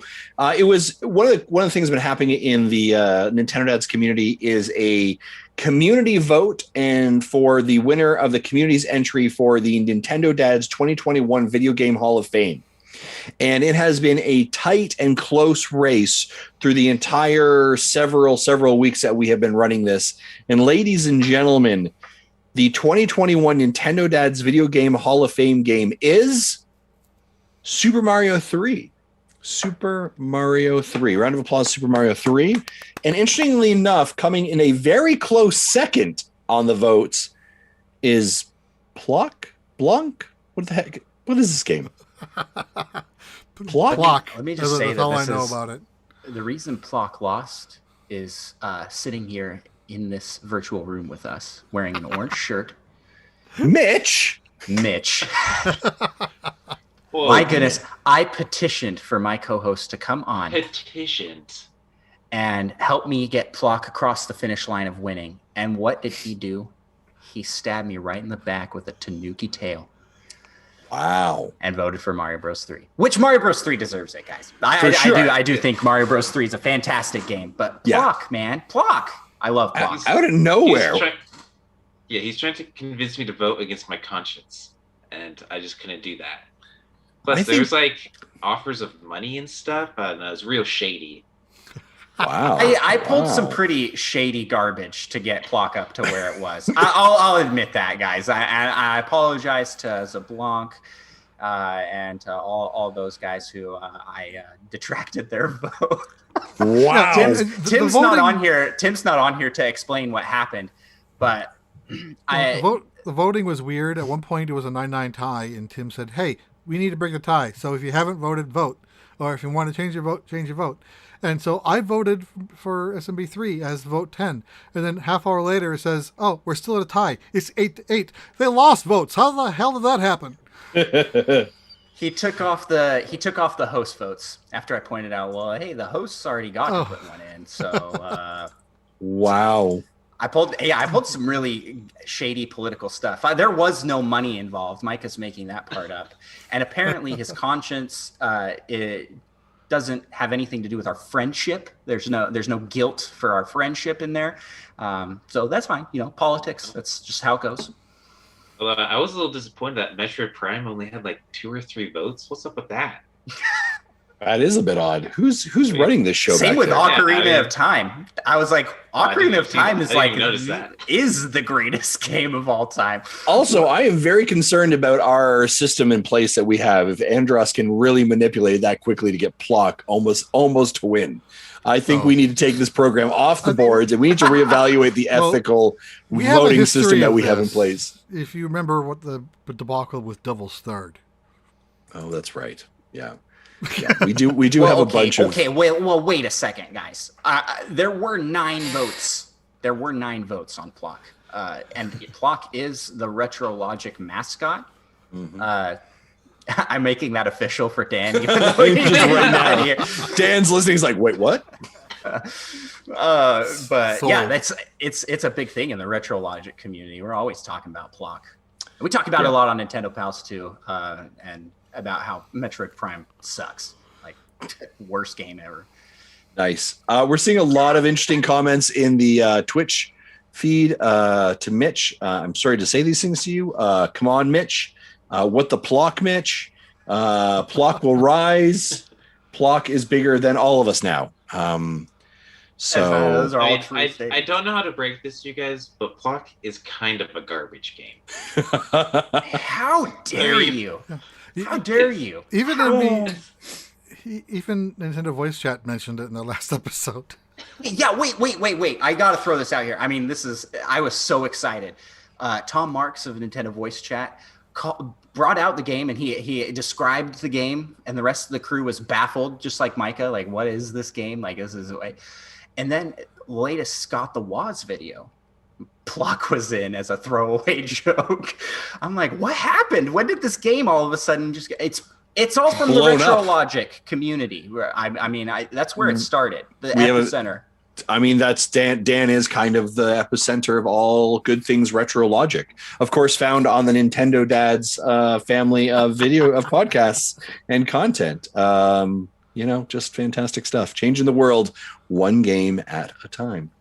And also, I just want to make sure everyone is aware, if you are concerned or upset about this voting, and I can understand that you are, I want to ensure you that if you have concerns, you can email us directly at timothy.olf@nintendodads.org. You can send all of your angry emails to him, and he will respond in a timely manner. If he gets them. That is all. Thanks, Tim. Tim's like, that's not my email address. All right. Of course, guys, we are on the road to E3. And we have had some guests come through already. Of course, Andre Seegers was here last week. This week, yesterday, Barry Dunn popped in for episode number 1 on our YouTube series. We have got a bunch of other episodes already queued up. We're running all the way to E3. But of course, we bring our special guests live. And that is where Micha and Andross come here. And they share their E3 2021 Nintendo predictions. Gentlemen, what have you got for us? Yeah, you want to go first, Andross, or Micha? I don't know. Okay, I was like, all I saw was you pointing down to your stomach or your crotch, and I was like, I don't really know what's going on. He's like, I'm pumped. I'm ready for this. Yes. Yeah. I believe I went first last time, so I think it's only fair. All right. Good point. I have so how in depth are we going to go with this? Man, you can go as deep as you want. All right. So picture this, y'all. Oh wow. We get a scene opening up, okay, it fades in, and we see Star Fox and Falco in space in a dogfight, just shooting up stuff, and they crash onto like this meteor asteroid type thing, and Samus is there. They're all shooting at stuff, and you're like, what's happening? And then you just hear da-da-da-da, da-da-da-da, and Master Chief jumps out, and it's Chief in Smash. Boom. Wow. That's how they start us off with this show. Okay. You're gonna lead your predictions with that. Yes. See, I thought you were going to go with like Dinosaur Planet 2 or something. No. Before that. No. We're gonna Smash reveal, and it's gonna be Chief for Smash.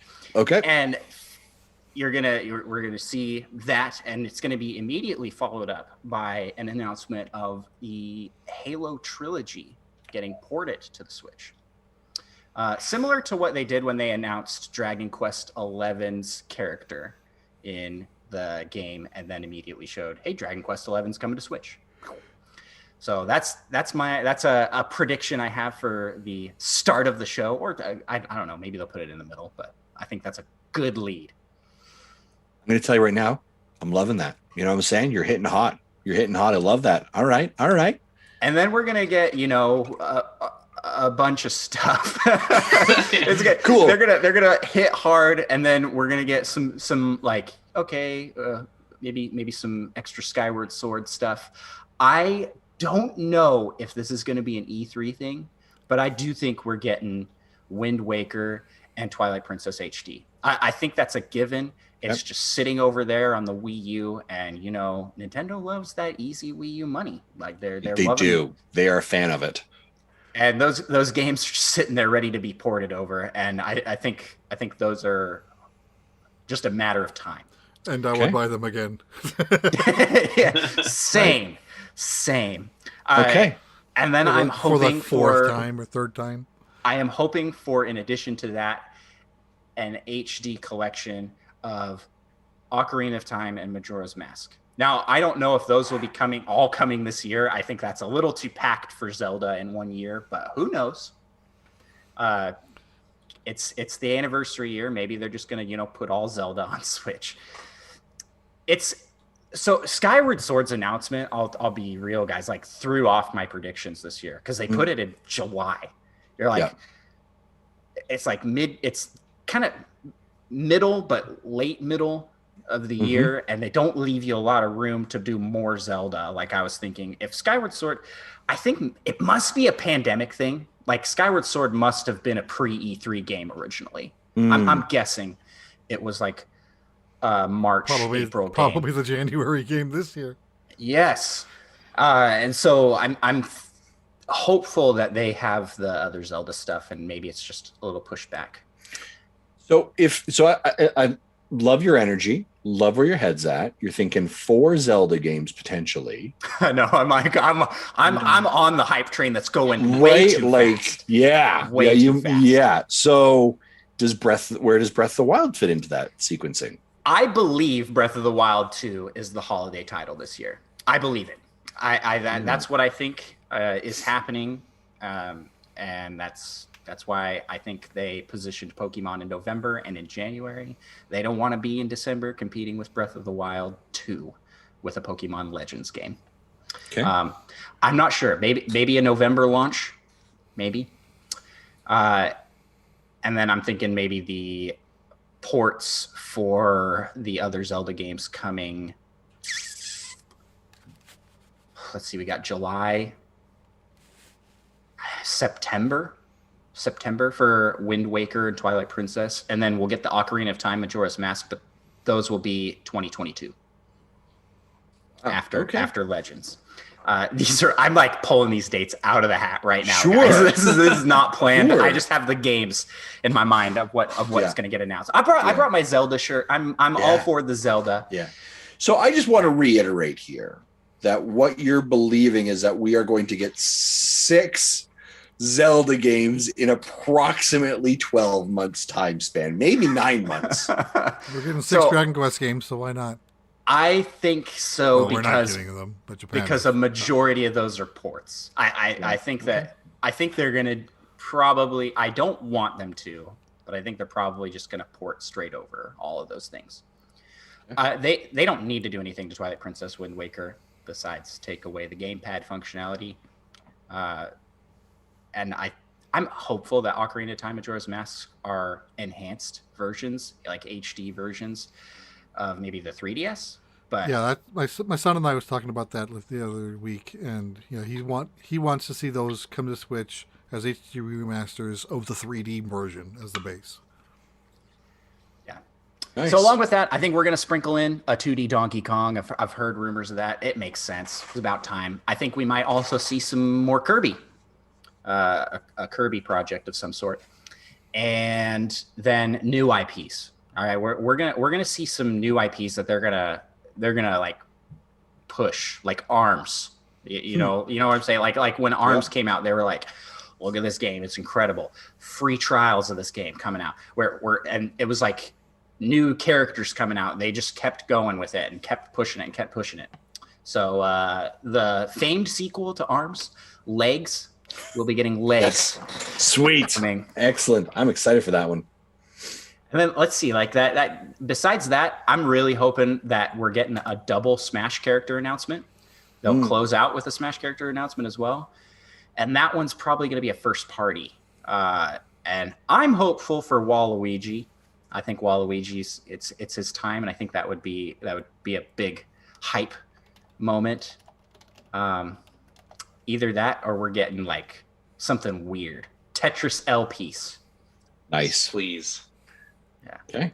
Those are my. I'll save. I mean, I could go on the E3 predictions all day, but those are like the big hitters. I think we're getting like Master Chief for Smash, a bunch of Zelda, and then sprinkle in some Donkey Kong, Kirby, that stuff. And then in between all that is just going to be like cool stuff, some third party stuff, and maybe 1 or 2 Team DC Superhero Girl Squad. Yeah, that sounds about right. We'll get a couple of them. And sorry, did I hear it wrong? Was there no call on Metroid? I'm leaving that one to my Metroid loving buddy, because I am 100% positive he's predicting that. Okay. All right. Mitch, what do you got? Mitch. Well, I think they will probably have a Smash character announcement.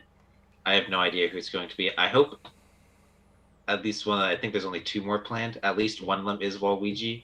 I'm not even like a big fan of Waluigi, but I'm offended for fans of Waluigi because he's like the only like non-main Mario character that is not in Smash. Yeah, I'd actually definitely love to see another Kirby game, but I'm going to predict Kirby's Air Ride 2. Oh, that'd be mostly so because good. I just really want it. All my predictions are just things I really want. Sure. By the way, so this isn't a predictions list anymore. It quickly became it's a Christmas wish list. Yeah. I do think there will be some Zelda announcement, but I do not think it will be as many games as Andrew/Andross thinks. I believe it'll be 1 or 2 ports, or maybe a new 2D. But I think to end it, they'll do a one more thing, because Nintendo loves that. Yep. So it'll fade in from black, and it'll be the Metroid Prime 4 logo, and it'll have some sweet music playing, and then underneath it will say "Still in development," and then fade to black.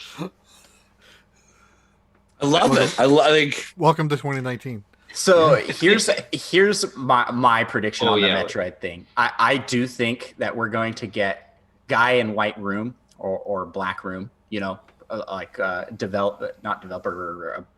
What do they call them? Like the project lead. Yeah, the project boss. And he's gonna go. Manager, yeah. He's gonna be like, I'm sure you thought that we were gonna give you some Metroid Prime 4 news, but unfortunately, we don't have anything to show on that today, but we're working diligently to make that come.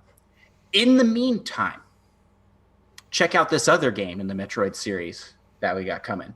And then Federation Force 2. No, just kidding. We're going to get a 2D Metroid. It's going to be a Samus Returns-esque 2D game. Or maybe new. Nintendo Dogs, but with Metroids. Oh, Nintendo yes. Dogs, that's what it was. Oh, Yeah, I do think there will be some Splatoon 3 information. It's coming out next year, although I guess if it's late next year, they probably won't. Yeah. But I'm hoping mid next year. Just bring back the guy in the lab coat. Yeah, I liked his enthusiasm. Yeah, and I believe they said we would hear more about Breath of the Wild 2 this year, and I think E3 would be a good time for that. Okay, and Michael, when do you think Breath of the Wild 2 is being released? Well, I'm real hopeful for this holiday season, and I'm just going to go for this holiday season. I think it's not too far-fetched. It's been a while, and I believe it seems like Breath of the Wild 2 will essentially be using like the same game engine and the same sort of art style. It should be quite a bit less work, so I don't think they'd have to work on it as long. I like it. So. Okay, gentlemen, I like it. Yeah, any hot takes from your third party developers? You've kind of kept really tight in that E3 pocket. Anything from third parties? Any indies? I don't know if we're gonna see any a ton of indies at E3 unless they're big indies. Maybe we'll see something more about Silksong. They said they will not be there. But Spelunky 2. Oh, could get a date for that. I feel like that's part of the sizzle reel. Do you know what I mean? Yeah, and then you're like, oh, there's dates. And then that's when I'm non-stop typing for 3 minutes straight trying to get all this information in the sizzle. Maybe the Celeste developers with their new game. I can't remember. It's a good one. It's a good call. It sounded like it was a pretty early reveal when they revealed it not that long ago.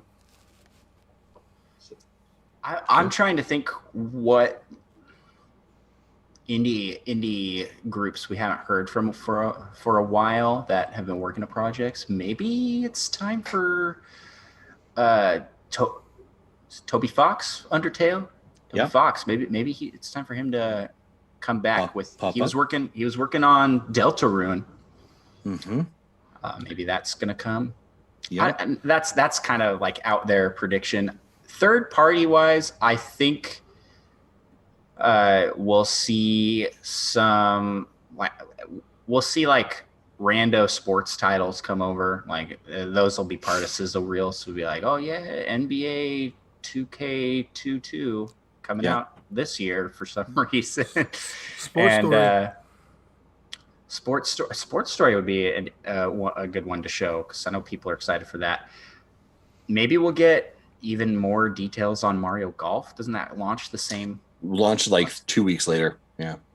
Maybe the 25th. Maybe an announcement of more characters for that. Could be. Yeah, okay. Well, that's also first party. I can't get away from the first party. That's okay. I see in the chat here, third strongest mole, saying Capcom, maybe where's my Mega Man? So we might see a call out for Mega Man. I have on my list here Bug Snacks. Oh, yeah, that's a good call. Bug Snacks could be announced. I still haven't played that game yet, and I've had it. How long? When did that launch? Bug Snacks? That was a PS5 launch in November. So it'll come November. If they did a 1 year exclusivity. Yeah, I mean, we're getting Fall Guys a year later. Well, that one got delayed. Yeah, so I think we're going to see it announced. Like Bug Snacks is coming later this year. Mm-hmm. I think you're going to hear that Pathless will be coming to the Switch as well. That was an Apple Arcade game that was also on the PlayStation. I think that will also be coming. I suspect very similar to when we are going to see Bug Snacks as well. I believe we're going to hear about Life is Strange coming to the Switch. I think that it was not announced at their event not too long ago. I think it's being held for E3, and that's where it's going to be announced. Think we'll hear from Thunderful? We are going to hear from Thunderful. I suspect we're going to see a SteamWorld Dig 3 is what I'm also thinking as well. Yeah. Cool. Jesse, is there any kind of predictions that you want to throw in? I know we're kind of doing predictions for like 3 weeks in a row, but anything that you want to add on or attach to it? I don't think I've come up with anything that we haven't already talked about. So I'll try to come up with something next week, but I think that's unlikely. Okay. Andross, I want to go back to you. You talked earlier about your tinfoil hat craziness and your sequencing. We talked about Pokemon Legends. How does this all stack up with E3 Legends, the Switch Pro? Talk to us about your timeline that you've made up. Yeah, so I don't think they want to compete with Zelda. I think they want to space their stuff out, and we're at a point where there's so many rumors boiling on so many different franchises that we could really be seeing a major first party, not a major thirst party, a major first party. Could be interesting too. That also sounds like Dad's After Dark material. Major first party title every month following E3. We already have June with Mario Golf, July for Skyward Sword. Skyward Sword. You get August, maybe they throw in that new Donkey Kong. September, I already laid out like Zelda for September, and Breath of the Wild is the holiday game. And I think they're doing it in January because they've got something big coming in the March-April timeframe. Maybe that's when Splatoon 3 will be coming. Interesting. But I also am really hopeful that it's like a full-on Ocarina of Time Majora's Mask. Like, yeah, they're going all out for that. Okay. Oh, I left off my biggest like wild card prediction is we're getting Wii Sports. Oh, we are getting a return to the Miis. It's been teased. It's been gentlemen. You know that the Miis fully killed the Wii U, so you can't bring them back. Well, they're coming back to kill the Switch. Kill the Switch with some sales. Yeah, exactly. Now I point this out, and I'll give the counterpoint as well. But Wii Sports is the greatest selling Nintendo game of all time. And people go, well, yeah, it was a console bundle with the greatest selling console of all time, Andross. That doesn't count. Okay, well, Wii Sports Resort is also in the top 10 selling games of all time. And that was not a bundle game. So get out of here. Wii Sports is a seller. It's really aggressive. But it kind of was riding the hype of a bundled game. So I don't know if it fully... Riding the hype because it's a hype game. So Wii Sports will return in some form. It might not be called Wii Sports because we no longer have Wii in the name. It might be Switch Sports. It might be Me Sports, but it's coming. Okay. And it's going to be like an HD remaster of what was on Wii Sports and Wii Sports Resort, plus some new stuff. Maybe they're just going to take collections from Wii Play, Wii Party. Didn't they already try this with the Wii U? A bunch of these games and pull it in and bring. Well, that was bad. Wii Sports on the Wii U was bad. That was just the old games with online. Like, that's not enough, but that's going to be in this. That's going to be. And you had to buy the games piecemeal. Gentlemen, what do you think about a couple things? Do we hear anything from Animal Crossing? They have been very quiet. What about Mario Kart 9? And is the team that's developing Super Mario Odyssey or developed Super Mario Odyssey doing anything? Rumor has it they're working on this Donkey Kong thing, right? Right.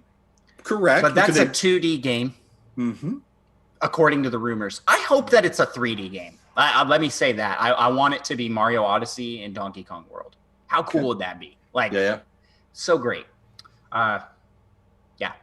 Micah, what are you thinking on those? I'm thinking things. Cool. I forgot your question. Sure. Okay. I'll let's piece it out. Micah, Animal Crossing. Anything being announced there? Right. I feel like they'll probably have some sort of announcement. I don't think it will be anything too big. I think it'll be a kind of minor thing. They'll have a minute or two for it, but I don't think it will be anything big. Okay. Mario, you got to ask me these questions separated because I can't. Yeah, that's fair. Straight. Yeah, I want to add on that. I think this is where we're gonna see the Animal Crossing season pass introduced. This is where I think we're gonna see it. They've gone quiet. They haven't had any updates. My next question to you is Mario Kart 9. Is it happening? I think it is happening, but not until Mario Kart 8 stops selling so well. I think maybe there's like one more year, and I think it'd be prime time for Mario Kart 9. Yep. It's like 2022's holiday game. Okay, I like it. And my last question is Mario Odyssey 2? ? I hope so. I mean, I feel like there's enough demand for it that it would sell very well, and they should know that. But I'm not going to get my hopes too high. That's fair. I'm wondering if Animal Crossing. I'm kind of thinking Animal Crossing is going to be silent. They're going to be radio silence from Animal Crossing. Further infuriating the crowds just wanting Brewster so bad in their game. You know. Yeah. I think it's going to be. We're going to see not much, and it's going to be not 2022. It's going to be 2023. Boom, massive update, just tons of stuff. It's like a new game again. Cards? I'm thinking they weren't prepared. Honestly, I don't think they were prepared for the game to sell as well as it has sold. Now, New Leaf sold pretty dang good, and about 3 years in, they did a major overhaul update to the game, and I think that's what we're going to get here as well. And that was their plan. It's like, okay, we're gonna give it a boost of sales 3 years down the road, and they're having to rush that because of the success, and they're trying to ride this wave with these small patches, and they're doing these collabs with, hey, get these Sangria cards, get the Mario items in there, get this stuff in here faster than we were originally planning. Mm-hmm. I think that is what's going on behind the scenes. Okay. Yeah, that's good commentary, which is an absolute shame because I really thought that they had a better roadmap than what they actually are showing us right now. But can you blame them? Animal Crossing, no one could have expected the sales that Animal Crossing got. It just blew up. Yeah. But I would have hoped that they would take resources from other things and funnel them into it because it is a cash cow. Yeah. For sure. Season pass, yeah, for sure that would sell and it would do well. Yeah. When you've got 35 million copies of that game out right now, and let's just play, right? Should we say let's say 50% of the people buy it. All right, so that's 17 million people buy it, and let's say it's a $10 season pass. What is 10 times 17 million? 170 million. They could make $170 million pretty quickly. Well, I was really nervous you're going to actually make us answer that. I was also really nervous. No. First, also, I was really nervous that my math might be wrong. I was like, these are big numbers. These are big numbers, Justin. So let's see what happens there. I confirm your calculations are correct. Well done. That's why we keep you around, for the music and for calculation verification. We don't need it for that. We have there's an app now on the Switch that does math. Jesse, your job might be getting replaced by automation. By the Switch. Yeah. there's a Just wait until they come out with the bumper app. I was personally not wanting to talk about the calculator app on the show, but yeah, there's a $10 calculator app for the Switch. Are you upset because you didn't get your $10 calculator app on the Switch? I've got a free one on my phone. I don't need. But did you not build a calculator app for an iOS device at some point? It has amazing reviews. I did build a calculator app for the. It's like a 9 on Metacritic. Out of 100? Metacritic. Out of 10. That's. Have you guys not seen this? It's the reverse. It's the reverse of a review bomb. But it's honesty. But the five people they paid to review it are the only people that reviewed it. It's just a bunch of people. It's like you read those Amazon reviews that are just so funny that that products all of a sudden blow up, like the Triple Wolf Moon shirt. You guys seen that? Yeah. Yeah. 10-pound gummy bear bag. Oh, that hilarious was not good reviews though. Hilarious reviews, and that's what they did for this calculator, and I love it. I went through reading those, and I was like, man, improved roster. They left nothing for the sequel. I'm like, yeah, for the calculator. Two things in the chat I want to say. First, third strongest mole. You guys are really selling this calculator short. You have to invest in the series lore to really get it, which is freaking brilliant. Thanks, Mole. Yeah. And then the other one that I really want to call here, Fontes says E3 Nintendo headline, all existing games get a stability patch update. You're welcome. Yeah, that lore of Pi and E having a love affair with I, it's just crazy stories. So I'm going to say this. I feel like that was a really well contrived and really well structured math joke. I didn't get it, but I'm going to say frickin' awesome. I'm like, man, I feel not smart enough to understand these jokes. Yeah. Well, gentlemen, I just gave you 2 irrational and 1 complex number. All right, gentlemen, thank you for your of constants. Thank you so much for your predictions. We appreciate it. We're going to move on.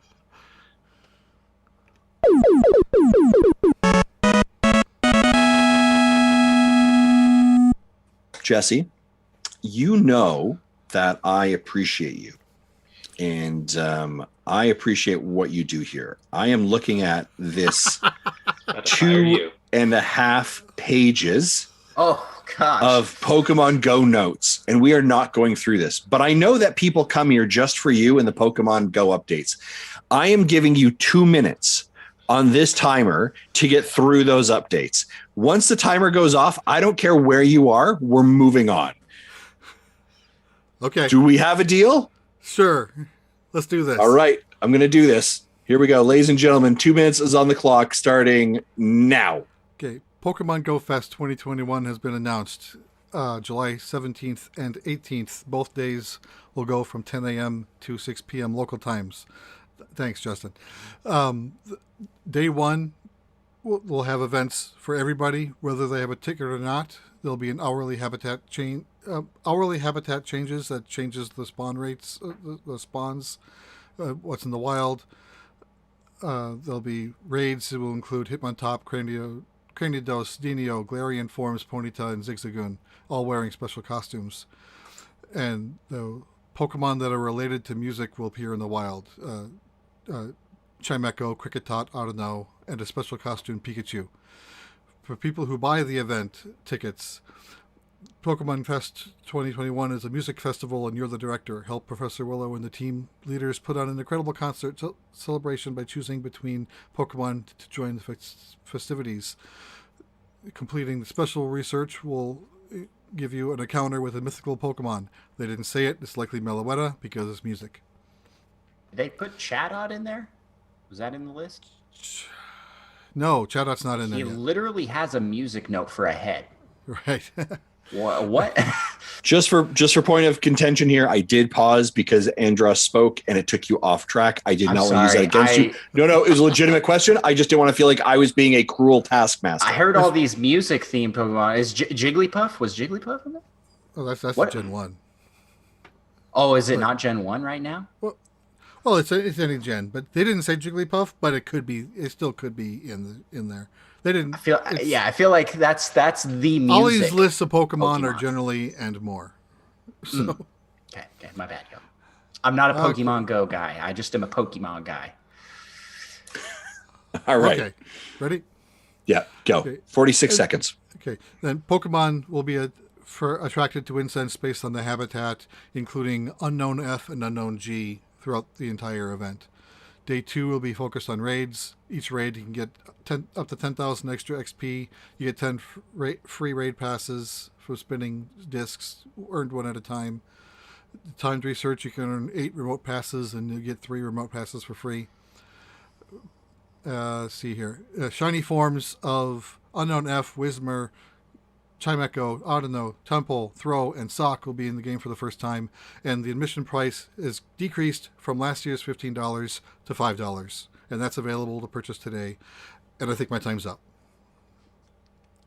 That was pretty good. Wow. Like perfect pacing. That was something, ladies and gentlemen. I did skip a bunch to get through the bigger pieces, but I got through the bigger pieces. That is, first and foremost, I know I put you under pressure. I got the chat was saying it was not fair. Yeah, sure. Look, it's my show. All right. Well done. Well done. Applause. Congratulations. Thank you, Jesse. So for more information, see the Pokemon Go blog. They detail this out more than I did.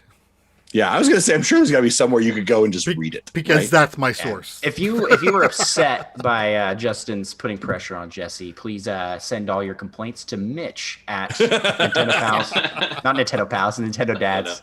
Gmail.com. I love it. Jesse, let's jump into what we've been playing.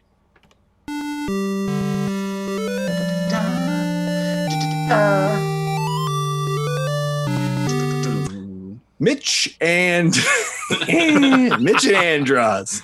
As our guest today, we're going to have you guys go first to what we've been playing. Micah, I will throw to you first. What have you been playing?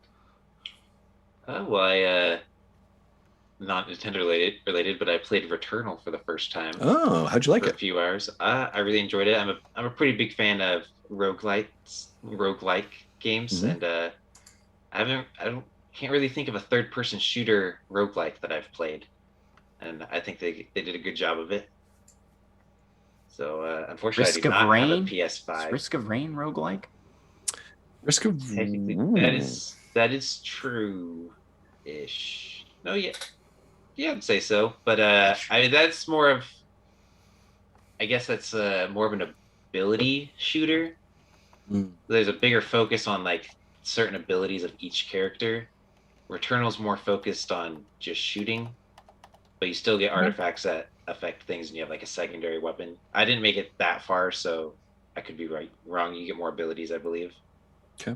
A lot of things I've heard about it is it's very Metroid-esque in that feeling of isolation. Would you agree with that as well? Yeah. Say that.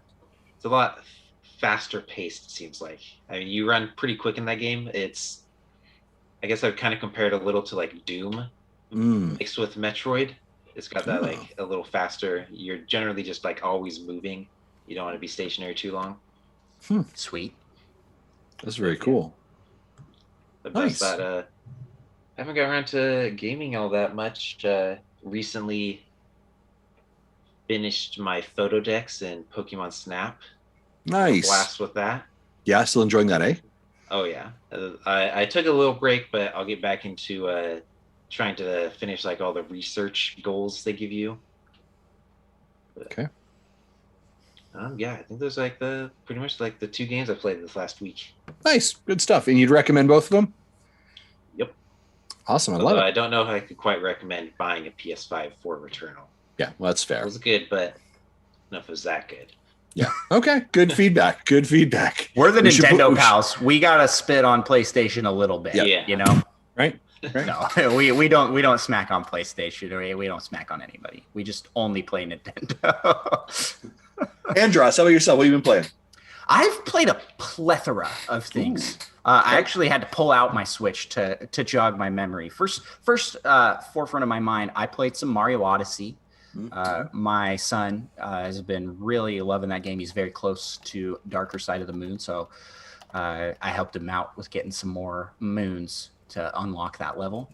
Okay. And I really enjoy those little like Koopa race things, trying to get the best time on those.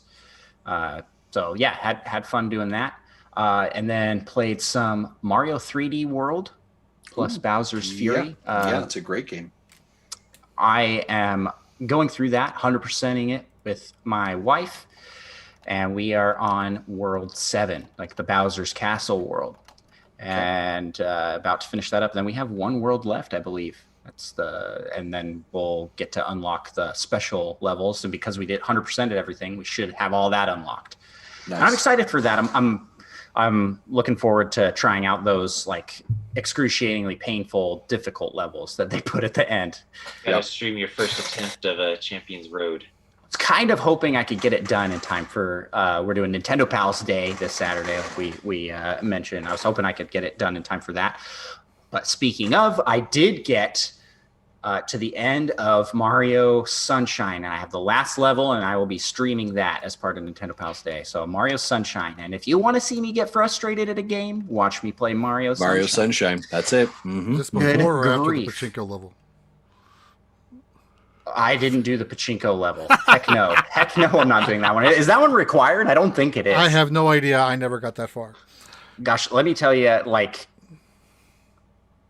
how many times I solve a puzzle in that game, and you're like, oh man, I found the right fruit to give to Yoshi. Bring Yoshi here to the carousel. Sit him in this right spot, and it's like, and then the music starts playing. Do do do do do do. And it's a floodless level. Floodless levels are the worst, worst Mario levels ever, because that game, Mario controls like horrible. Yes. You almost need flood in order to correct your jumps, and they take flood away for these levels with lots of edges that you can fall off of and die. And so I spent most of the stream dying on those. That's about how it is. And I cursed Micah for thinking it was a good game ever. The game is a good game. It's an incredible game. So yeah, I'm gonna finish that one up on stream. We're gonna put that one to the casket. I don't know what you. We're gonna finish it. We're gonna kill it, and I will never touch it again. In addition to that, I played. So let's see. I talked about Mario. I played a little bit of Knockout City. Tried out the free trial of that. I'm not as like ecstatic about it as a lot of people are, but I think it's fine. I had the same feelings towards it as I did towards Ninjala when that came out. I'm like, this is a fun multiplayer, but probably won't hold my interest super long. I'll probably give it some more goes. And did a run of Hades. Throw that in there. And let's see. I think that's it, besides some Fortnite. And I wanted to end with Fortnite because I just picked up a skin in Fortnite just before the show. I'm so pumped. They collaborated with Brandon Sanderson, who's an author of the book series Mistborn, and the character Kelsier from Mistborn was added to Fortnite. Now, according to what I saw online, no one knew who that was. Not no one. There were people that were super pumped for it, just like me. But Micah and I are both huge fans of that book series. And so to see Fortnite collaborate with an author and books, I think this opens up some doors here that previously weren't even thought of. Like, what kind of collaborations could we see? I kind of thought they dipped into everything. You know, they did movies. They've collaborated. John Wick, Alien. What is Terminator? Marvel and DC. Marvel and DC, everything. Like, we've got like 3 Batmans at this point, and like just collaborations all around. Master Chief, Kratos, and then this. Like, I never would have thought, we'll get characters from books, and it really makes me wonder what they're gonna do, because they could really. Nothing is off limits. Nothing is off limits. So I'm excited. I'm excited for the future of Fortnite. They are really cool with their what they have been doing with their collaborations. I almost wish, though, that another game would do this to the level that they're doing it. That wasn't a shooter, because I think that or limits. Well, I'd love it if Smash added characters in as fast and as hype excitement. Well, they're always hype excitement, but as fast as Fortnite does. You know, Fortnite's throwing in new characters and doing these collaborations. We got Street Fighter in there. We got Fortnite is only skins and it's no balancing, whereas Smash is balancing everything. Right, and that's one of the things that's a benefit for them to be able to do that. I wish that there was some adventure game that didn't require the use of guns, so we could see things like Link come into there, or Cloud from Final Fantasy, or just to be honest, this Kelsier character is very weird for me to be in a game with guns, because the book series, at least at the point he is in the series, doesn't have those kinds of guns. It's like a fantasy book, so it'd be like adding Harry Potter in. You're like, all right, Harry, have this AK-47. Expelliarmus. I just don't. I wish that another game would do this. That was more of just an action platformer or an adventure type game that had this level of crossover, because it's so fun and so cool. I think that people can get burnt out on Fortnite and not. And even though you come back to it, there's not as much depth to the game as something like, I don't even know what I'm looking for here, but just some game that could do these kind of character crossovers. Sure. Well, that's great. Excellent. Yeah, I was actually looking at that character design as you were talking about it.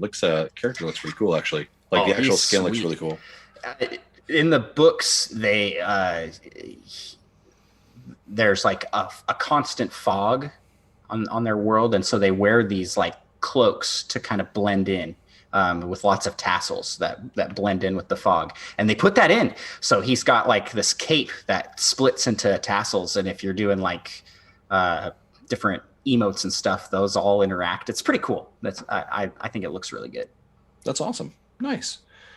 Thank you very much. Jesse, you look like you have one game. Yeah, before I get to that, I want to elaborate more on the Pokemon question Andross asked about Chatot. Yeah. So I did a little quick searching. It is a Gen 4 Pokemon, so I'm like, we should have it in Go then. I looked at my decks. I don't have it. Turns out Chatot is only spawns in Brazil and other South American countries. Southern half of Africa, Australia, and New Zealand. So at some point they may have an event that introduces those regional Pokemon into North America, like they did with Kangaskhan. If only we could change our region with today's sponsor, NordVPN. Right? I'm just kidding. When you're trying to figure out where you can get your adult shows from, NordVPN really helps you go through international waters to get that really weird stuff you want to watch. NordVPN, not sponsoring today's show. We're giving all these ads for. I was gonna say we're giving all these ads for things that. What are we? Yeah. What else do we got here? What are those things called? Raycons. We're gonna throw in some Raycons as well. Yeah, we're gonna have that conversation real soon. So the game I've been playing all week is not a Switch game. I've been playing this on my Xbox Series X. It's The Wild at Heart. it's free with Game Pass. It's basically yeah. So I was about to go like, wait, we can't talk about Xbox games here, but this one actually makes sense. It's basically Pikmin without Pikmin. Yeah. So if you're a Pikmin fan, this is a game to check out. You have these spritlings. You start out with only 15 of them, and you can get up to 60 as you progress through the game. You do find a second player, so you can split off and do things just like you can in Pikmin 2 and 3. And I've finished the story. I've rolled credits. I'm trying to 100% the rest of the achievements. I've got like 8 left. There's one collectible that I haven't been able to figure out how to get, and I have to do a few like, weird onesie-twosie things to clean up the rest. But if you like Pikmin and you have an Xbox, check that out. How does it compare? Like if you're comparing the two, do you like this one more or less? It definitely scratched that itch, and normally I can't play a game for more than an hour or two before needing to take a break. I was marathoning this thing. People are saying it's a 12-hour game. I probably put 30 hours into it. Wow. Just doing all the collections and trying to be methodical with searching everywhere. So it's I definitely liked it. It's the art style is kind of like Paper Mario-ish. But it doesn't, or Paper Mario, they do things with angles as they turn around. This one doesn't do that. It's either facing the camera, away from it, or left and right. There's like no diagonals. There's really simple animations, but it doesn't have to be great animations because that's not the point of the game. Looks like you guys are getting raided. Are we now? Who's coming in? Again? We got Capri. Sean Capri. Sean. Hey, Sean. Thanks for jumping in. We appreciate it. Yeah, during last night's Dragon Quest tail end, we got raided by Roger's group. Nice. When he finished his show. Yeah, well, speaking of Sean Capri, and this is a horrible segue as we still have our guests on. Next week's guest, Mr. Sean Capri, is joining us here on our show to talk his E3 predictions as well. So we're excited. Yay. Appreciate you guys being here. You guys are finally getting some good guests on your show then. No, we had Sean on forever ago. I mean, yeah. Yeah, that's I'm sorry to hear that. And there might be rumors that someone might be coming onto the Nintendo Drive show. just saying that's me. What's this guy? Is he going to drive over and pick you up? He's just going to drive down to Lethbridge, and we're going to go for a drive around southern Alberta. And with our masks on, of course. Masks on to stay safe, of course. All right, so I will jump into what I have been playing. So I've been playing a couple of games. I'm going to run it by real fast. Knockout City, ladies and gentlemen, has been taking up space in my brain. It has pushed Apex Legends and Fortnite out to the sides. Oh, it killed Apex. I have been really loving Knockout City. It is that sweet combination of quick matches, Splatoon, Fortnite meets dodgeball. I love what's going on there. I love that it was built on the foundation of being cross-play to start off with. I had an opportunity last night to jump on. I was playing Nick, and he was on his Xbox. We joined a crew together. We've got a Nintendo Dad's crew. If you have a crew, you can actually do crew tasks together, like asynchronous, where you're all working together. And if Andross plays and does 5 things, it helps towards our contracts. Like, there's a lot going on there. Really exciting. I'm really, really enjoying it. I'm not super great at it, but there's a lot of learning to it.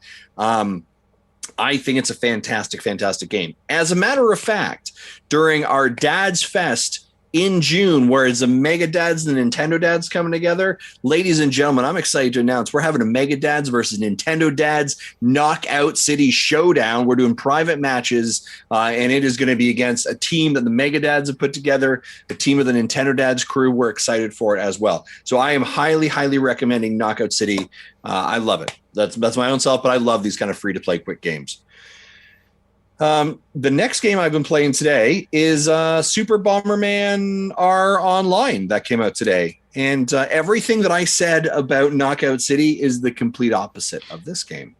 I do not love this that much. I played the tutorial and 3 matches. Each match I lived probably about 60 seconds to maybe 90 seconds tops. My video clip is 20 minutes, and I spent about 12 minutes in lobbies waiting to connect. So this is the problem. When you're wanting to play a game you click the button, join, you want to jump into a match right away. I actually had a timer going, and there was an average at least 3 minutes that I was waiting from, yes, I want to play, to actually getting into a match with load screens. Once you're in there, it's kind of fun. I can see it. They've got a battle pass. They're trying to do microtransactions. It's there. It is also available on a bunch of other platforms as well. So there is this kind of cross-play part of it, but I'm not super enjoying it. I'll tell you that right now. It is free to play, though, so you can download it. There's no harm. There's no foul. You can jump into it if you want. The other game I have been playing is Pathway, and Pathway came out today. And Pathway is a pixel art strategy, kind of has like board game elements, and it is a turn-based strategy game. And it is really cool. It's based in like 1920s, 1930s. It has a very Indiana Jones feeling to it, which is really cool. And the neat part is, as you progress, you basically got this like map you have to go across. And as you come to, you've got your vehicle, you have 16 characters you choose from, and you unlock. They each have different abilities. You bring them onto your team. You're going across to meet an objective across like all these touch points. And when you go to these little touch points and you stop, they actually like pop up a little screen like, hey, your vehicle got stuck. Do you want to push it out, or do you want to walk? And if you push it out, you're going to use your brute to be able to do that. Or you found a mirage. Do you want to go to the mirage? There could be good things there or bad things. And there's some chance in rolling of kind of not necessarily the dice, but chance in association with it. It's very cool. One of the problems I have with it a little bit is when you're looking at the setting of where you are and you have a fight, like, so I was fighting some Nazis today, you believe you're behind cover because there's a structure there, but it seems like you're not behind cover and they can clearly shoot you. So where cover is and where cover isn't can be a bit confusing. I found that challenging, but Pathway is definitely worth the time. It's really cool. Great storytelling. There's over like 500 different events. It's kind of like a roguelike procedural generated. It's a very cool aesthetic as well. So I would check out Pathway. The other game I've been playing is Wonder Boy Asha in Monster World. First, the title is not great. I'm not going to pull punches on that, but it is a platformer. It plays really nicely from a platforming perspective. The art style is really good. The music is great. It's a bit of fun, not too challenging. It feels really, really good. And then it decides it's going to be a 3D game in a 2D space. And it doesn't do it well. And so what'll happen is as example is I was running along and it says, oh, you have to go to the back to see something way back there. You have to find like this, almost like this arrow on the ground that then pushes you to the back, and then you kind of run through there. So it's kind of trying to use the dynamic foreground and the background at the same time, and it doesn't do it really well. And it becomes more frustrating than anything else. When it's a platformer, it does a great job. When it is a 3D game, it's not doing a great job. And the other thing that super irritated me is that it didn't have an auto save system in place. So you literally have to actually like open your menu, go to the save and save. And nowadays that feels like a UI decision or a UX decision that you're like, what are you doing with your life? These things should always be automatic. I don't understand why you didn't. And I learned after I got killed after playing for 20 minutes and I had to redo the game. So that was super frustrating. So that is a cool, maybe put it on a wish list if you want as well. Whew. So those are my games that I've been playing. Justin, yeah, I've got like potentially a breaking news type thing here. Okay. Over on our Nintendo Pals Discord, we just had some post in the news section that Mexico Amazon has posted a listing for the Switch Pro. What? Yeah. Really? So, okay. So I'm going to head over and take a look at this thing. Do they have any images or anything? I am pulling it up right now. Ladies and gentlemen, this is nothing. Nothing. Just okay. All right. Interesting. I'll post a link in chat for anybody that's interested in looking at this nugget. Yeah. So where there's smoke, there is, yes, I'm seeing it in the chat right now. Mecha Dragon saying smoke. So, yeah. I just thought that was as an interesting development. Absolutely. Like, if that's maybe this is happening tomorrow, y'all. Like, what? Man, and if it is happening, you heard it here. You know what I'm saying? You heard it here. Yeah. And I'm also seeing some people in the chat. Tony, Knockout City, yeah, loving it. And of course, I will say, moving on before we move off this, if you have Xbox and you have Game Pass, you have Knockout City for free. So give that a shot. Or is it? Pretty sure it was one of their exclusive deals. So I'm pretty sure. Nice. So because I know they're doing the free trial till the 30th. The block party, right? Yeah. And you can jump in right now as well for the block party as well till the 30th. Yeah, I see that as well. I also wanted to add, I forgot on my list, but I actually played quite a bit of Spanky's Quest. Oh, added to the new NSO. And I tried out Baseball Simulator 1.000. Nice. Getting your value out of that as well. I'm like, Spanky's Quest is actually pretty dang fun. I get serious Plok vibes from that game. And with the art direction they went with and just the goofiness of the game. But it's more of a puzzle solvey platformer. Yep. Of sorts. You gotta climb around and get keys and get out the door on each level. That one's a lot of fun. And then Baseball Simulator has some wild stuff like throw your pitches and their fireballs and lightning ball throw. And there was one where you like throw in a zigzag. It's a very fun baseball game for the Super Nintendo. If I had that back in the day, I would have loved that game for sure. Nice. I don't know how well it holds up now. And then I tried that Magical Drop 2. Yep.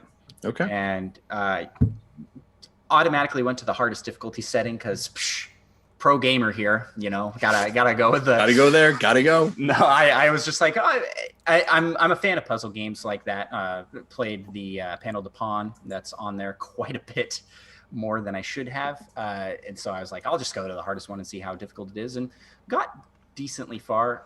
It's not great. I'll say that it's not a great game. Not the best puzzler out there, but it's there if you like those. So yeah. Nice. Spanky's Quest. What? I don't know what they were thinking with the character development for that game, but you essentially are like blowing up a bubble, and I think it's bubblegum. I think that's the lore. You're blowing up bubblegum, and each time you tap it, it changes colors, and depending on which color it is, when you push a button, it remote detonates and explodes into a different sport ball. The first tap is a baseball, and then the second one's a rain of soccer balls, and then a volleyball that like dances around and does an aerial effect.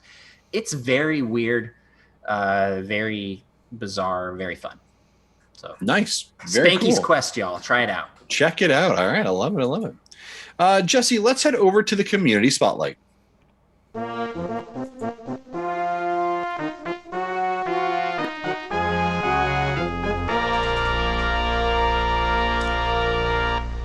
All right, Micha and Andross, this is where we turn the community spotlight over to you and the amazing stuff and work that you do, where we can point all of our fans, our listeners. Our communities actually share a lot of people together. You guys are very active in our community as well.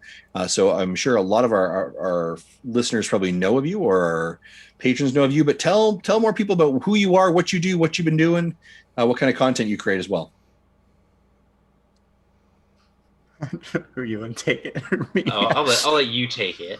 We are the Nintendo Pals. We are two longtime friends, and we do a Nintendo podcast together, which is very loose hangout kind of thing where we cover the news, talk about games we're playing. It's very similar to what happens over here, except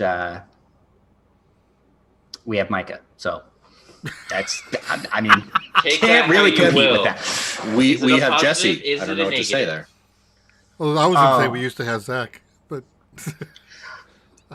no, we try and get guests on every week, and we just have a blast. You know, we had Sean Capri-Raiden earlier. He's been on our show. We had a good time talking with him.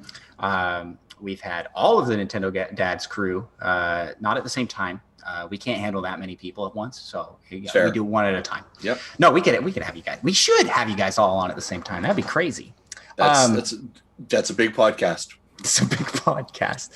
What is it at that point? Take a nap during that podcast. Six of us, I think. Yeah.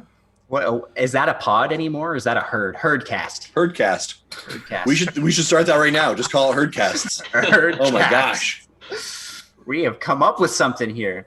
But yeah, so you can find us on podcast listening platforms everywhere. We're on YouTube. We are on Twitch.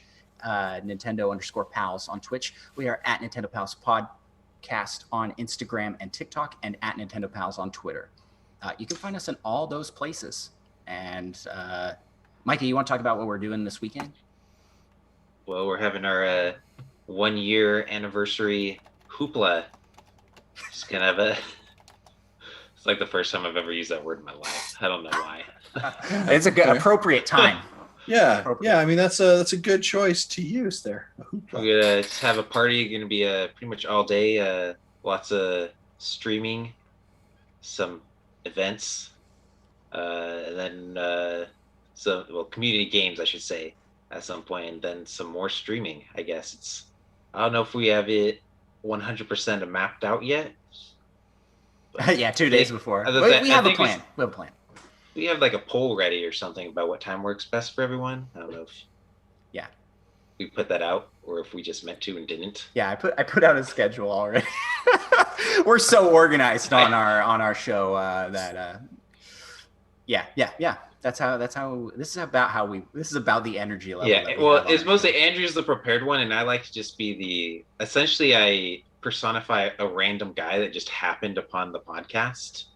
No. Like, wow, I'm just like suddenly here and I'm doing a podcast. I guess I'll say stuff. And that's a good way to capture the energy that I've been seeing from you. That is very try to humanize us as a podcast. It does. It's very relatable. I think it helps anchor you because I think your stars are shining too bright. So thank you. I don't think anyone has ever said that to me. So I also believe that. So yeah, no, that's good. That's good. We are very excited. We're doing giveaways as part of hyping up for that. So definitely check us out. Give us a follow on the Twitch. You guys got. I mean, the Nintendo Dads are an incredible community. We have a lot of people that listen here also listen to Nintendo Pals. So I'd say like 9 out of 10 Nintendo Dads fans agree that Nintendo Pals is pretty awesome, according to proven studies. That's very fantastic. Proven. Yeah. And I just want to read a couple comments that came through the Twitch chat as well. Nintendo, it's like Nintendo Dads, except it's actually with pals. Nintendo Pals, where they actually like each other, which is great. Wait. I think that's actually more of a shot at us, Nintendo Pals, where they actually like each other. When have you guys not liked each other? I think people think I'm mean to Jesse, which I would say if you're upset with how I treat Jesse, why do you think Marty's not here today? All right, that's all I'm going to say to that. Okay. We've also had some statements of a murder of podcasts, a gaggle. There's a lot of a murder of podcasts. So that's not good. No, we're not. No, there's a my murder reply of to crows. that was it sounds like a crime scene.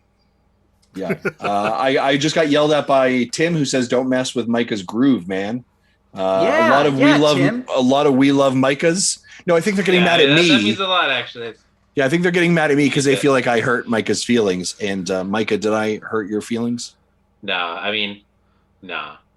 I think after this, Mitch and Eric are going to go out and do something. Yeah, I was going to say, again, Mitch, I appreciate you being here. That's all I need to say. Well, actually, a fun little story is Andrew asked if I wanted to do this podcast, and I actually assumed he meant like I would be a guest for the first episode. I was like, oh, cool. I'll guest on this first episode. And like next week, he's like, okay, well, the podcast is now this time. And I was like, I guess I'm on a podcast now. But what? This is revelation to me. Even guys. Andrew didn't know that story. But so he wasn't kidding when he said he accidentally started hosting a podcast. Yeah, it's, wow. It is, actually true. But Micah and I have been friends for a long time, and we are both long-time Nintendo fans. We have picture evidence of us hanging out when we were in like Cub Scouts. Like, wow. How old are you? Didn't know each other. No, we didn't. But we were in the same picture. And yeah, so we've been friends since first start of high school. So it's been well over a decade at this point, and more if you count the random picture. I knew it was Micah in the picture because Micah has got a very specific look, and that is sweatpants and sandals always. Wow. I had 2 nicknames in high school. So one was Jesus because I always wore sandals, I guess, and had long hair, and the other one was Sweats and Sandals Guy. So I only found these out like 3 years later.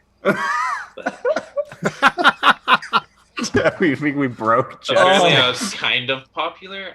I don't know. Popular in a not popular sort of way. Just like this podcast hosting deal. It's like exactly the same energy. Everybody loves Micah. I love that. Like Micah's like, I had two nicknames, Jesus or Sweatbands and Sandals Guy. And it's like, what? Oh man, that is this is fantastic stuff. Oh, I want to say this, and I've been razzing both of you a fair bit here, but sure, thank you so much for coming on. It is great to have you. I love what you guys do over there. Just your energy, just your passion for it. And again, you guys are just building. I'm a part of your community. I get to pop in, take a look, and participate and contribute every once in a while. Your guys' community is so great. And I'm so happy that we're able to connect and do this kind of stuff together. It's just a great opportunity. So thank you so much thanks for having us on, man. This is like, I feel like we made it. Like this was a goal when I started the show. Good is what he's trying. Well, we made it because we're here as guests. Yeah, you made it through this episode, which is great because I've just been verbally abusive to both of you. And no, I mean it was absolutely fantastic. So this is thank you. Seeing a lot of love in here, by the way, through the Twitch chat as well. It's literally all downhill from here. Yeah. I was just gonna say Sean said that, but yeah. Oh man, this is good stuff. Thank you guys so much. Let's head over to and again, of course, if you haven't subscribed, go check out their podcast. And guys, give them a love this weekend as well. Remind me after the show, we need to make sure that we're hosting you guys this weekend on Twitch. You can do that? Yes, we can. I'm such a Twitch noob, guys. I don't know how to do that, but I know a guy, his name is Tim, who knows how to do that for me, for us. So I'm really going to ask him. All I know, before we started a Dragon Quest thing last night, we were retwitching Roger's stream. Yeah. And then, so I know I've seen it done. I just don't know how to do it either. I did a stream on Monday and we were hosting Sean Capri's stream. And I had to stop hosting him. And then I felt bad. And I was like, do I send him a message? I'm going to stop hosting you. And then he's like, I'm sure he doesn't really care. You don't have to specifically not stop hosting. As soon as you go live, you'll override him. That's what I've been saying forever. All right, ladies and gentlemen, let's move on to our community questions. Jesse, do we have a bumper for this? No, it's just part of the community spotlight. You'll be like, community questions. Community questions here. Yeah, let's go. Da-da-da. Yeah. I heard a faint bumper. What was that? Yeah, what was that exactly? I had the volume low to prepare for outro, but I hit this. Hey man, you boob! There you go. Yes. Yeah. Okay. Oh man, fantastic stuff. We are really embracing that dumpster fire today. I mean, all right. It is a dumpster fire, and that is why we have 2 pieces of trash for guests. Wow. I'm just insulting both of us.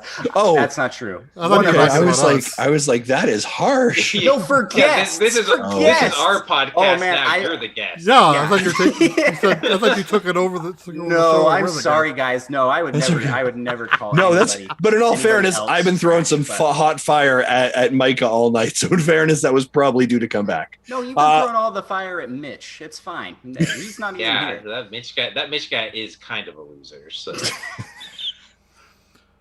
yeah, maybe Mitch should start his own Twitter account like Eric does.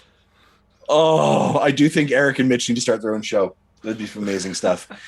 First question comes from Chris NHL 94 Rewind. Says, my son went through some storage bins to find Lego Dimension characters as they got mixed up with his Lego characters. Did Lego Dimensions die with the Wii U, or will this ever come back in a future console? It died not because of the Wii U, y'all. That was, I did some research. I forgot what systems this was on because I never owned it, but it was on Xbox and PlayStation, and so if it didn't die because of the Wii U was dying, it went from 2015 to 2017. But yeah, it came out. I was gonna say it came out at the tail end of the toy game hype craze. Like it was at the end of it, and the other ones were all dying out. You know, you got like the Spyro ones. Gosh, what were those called? The Skylanders was all gone, and the Disney ones, those were all starting to hit the discount bins, and then they're like, hey, Lego Dimensions, and people are like, it just and I'm actually surprised Amiibo survived through that, because it was and it probably only survived because Nintendo has a war chest to be able to do it. If it was because of the Wii U, I think it would have survived on the other systems, but it died everywhere, so it was just doomed to fail. Yeah, I think so. Next question. So I don't think it'll ever come back. I think it's done and dusted as it was. Bruce Patterson asks, Dear Jesse, do you have a record player? Okay. I thought you were going to read everything first. So no, I want your response, because if you're like no, then we're just going to move on. I was going to suggest everyone answer this as well, but no, I don't. I haven't had one since I was probably 6. Okay, because Bruce says the Final Fantasy vinyl box looks pretty snazzy, and would you get it? I'm not a vinyl collector, so I probably wouldn't, but I know people who are into vinyl. Yeah, I have so much of my library in digitized, both audio and video. I don't think I could ever go back, even for nostalgia reasons, to a physical form. Nice. Okay. Gents, what about you guys? Do you guys have record players? I don't, but I'm kind of getting interested in maybe checking them out. And that might be 100% because RetroLogic just gave away a Plok vinyl. Like, how cool is that? They just got a Plok vinyl. Like the soundtrack to Plok. I gotta have a call with Dan and see what he's doing over there. I have some concerns. I have some real concerns about that. But like, well, I mean, he couldn't sell it. It was like useless, so he might as well give it away. I am not a music aficionado, but I love video game music. I love it. Like, listen to game soundtracks a lot. Probably 65% of my entire iTunes library is video game music. So wow. I think I would get into it to collect vinyls for games that I love. And probably 60% of what's left is Weird Al. Somehow I feel like there's definitely a Venn diagram of overlapping in there as well. Video game music and Weird Al. I like it. All right. Next question.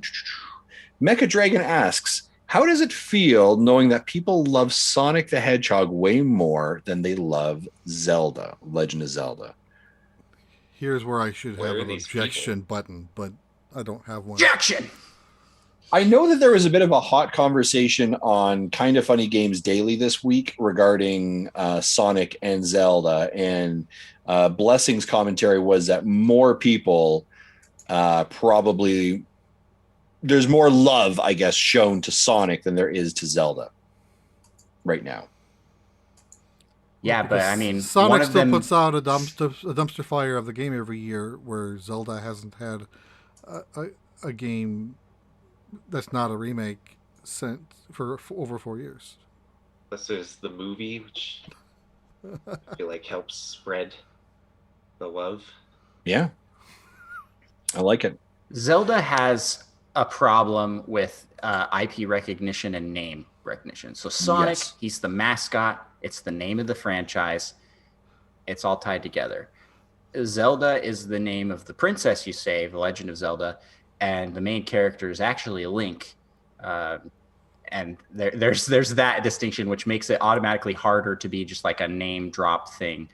But it's okay because Link is good friends with a certain red-hatted plumber who crushes Sonic in pretty much every way. So, yeah, that's and that's sorry, Sonic. Yep. Hashtag truth bomb. Right? I'm being so sassy to things today. Right? I'm sorry, y'all. It's the hype energy coming in at like. I have a lot of toxic energy that just spreads out to people to kind of be sassy.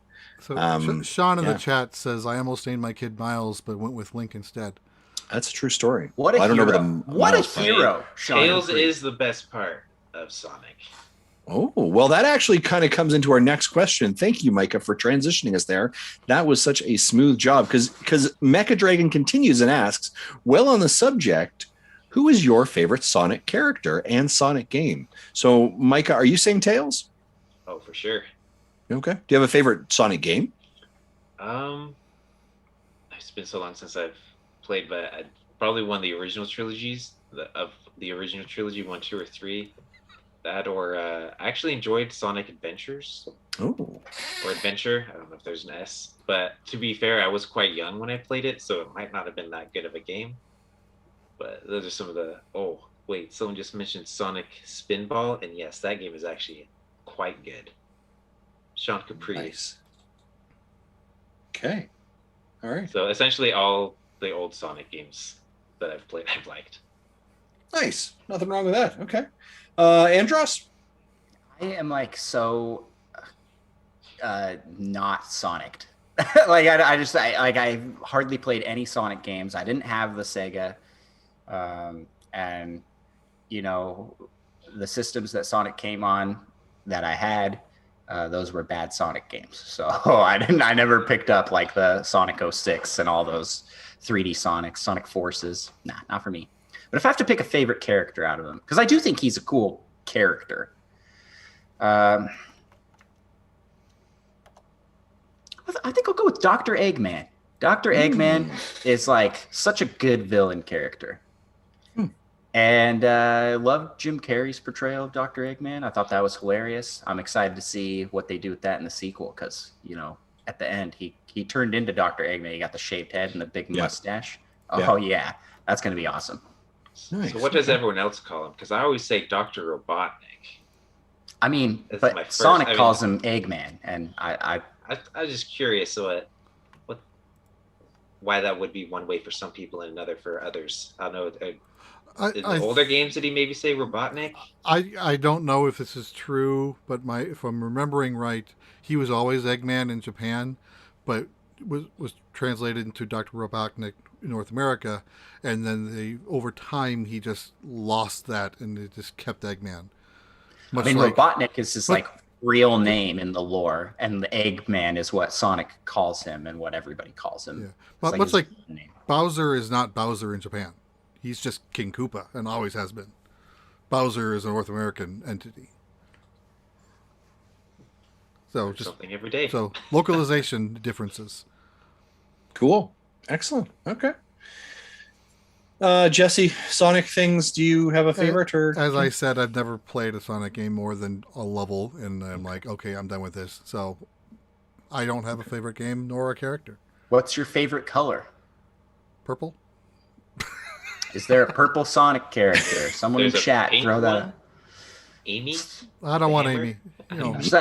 There is a purple one. I don't know her name, though. I love this idea of just a dark purple. I love this idea of Sonic, Tails, Knuckles, Amy. Right? Are you trying to lead me into saying Big the Cat?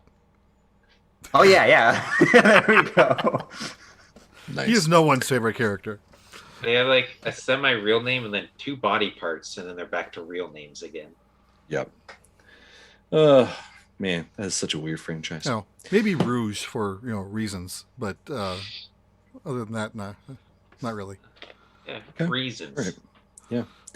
All right, ladies and gentlemen, this has been a 2.5 hour dumpster fire the entire time, but I have had just a great time and I have loved every minute of it.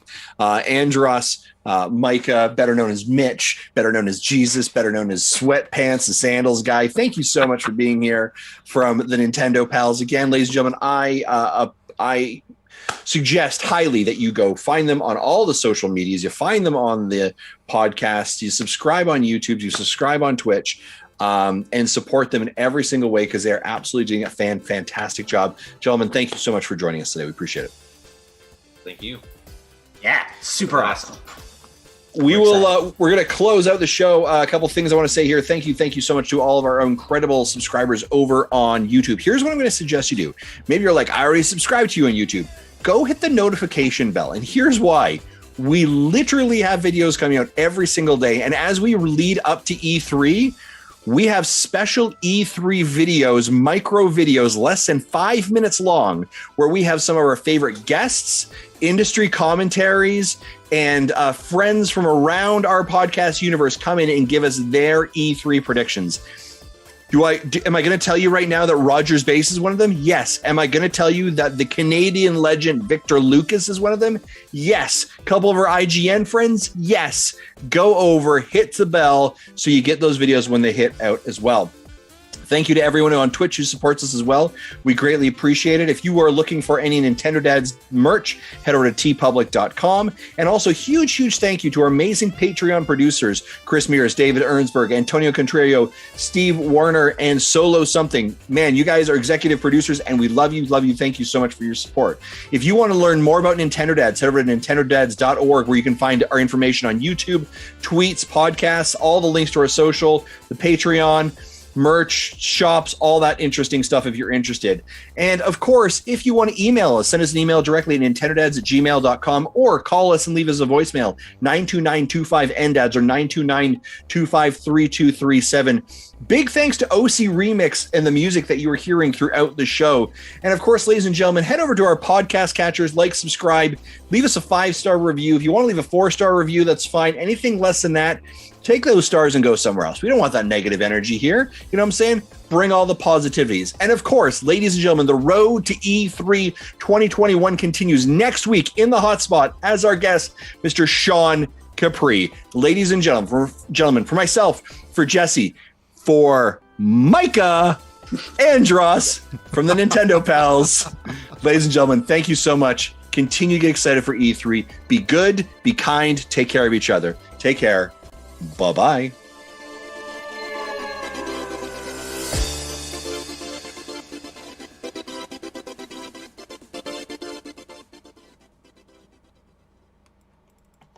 Thank you for listening to Nintendo Dads. Please understand. Nintendo Dads.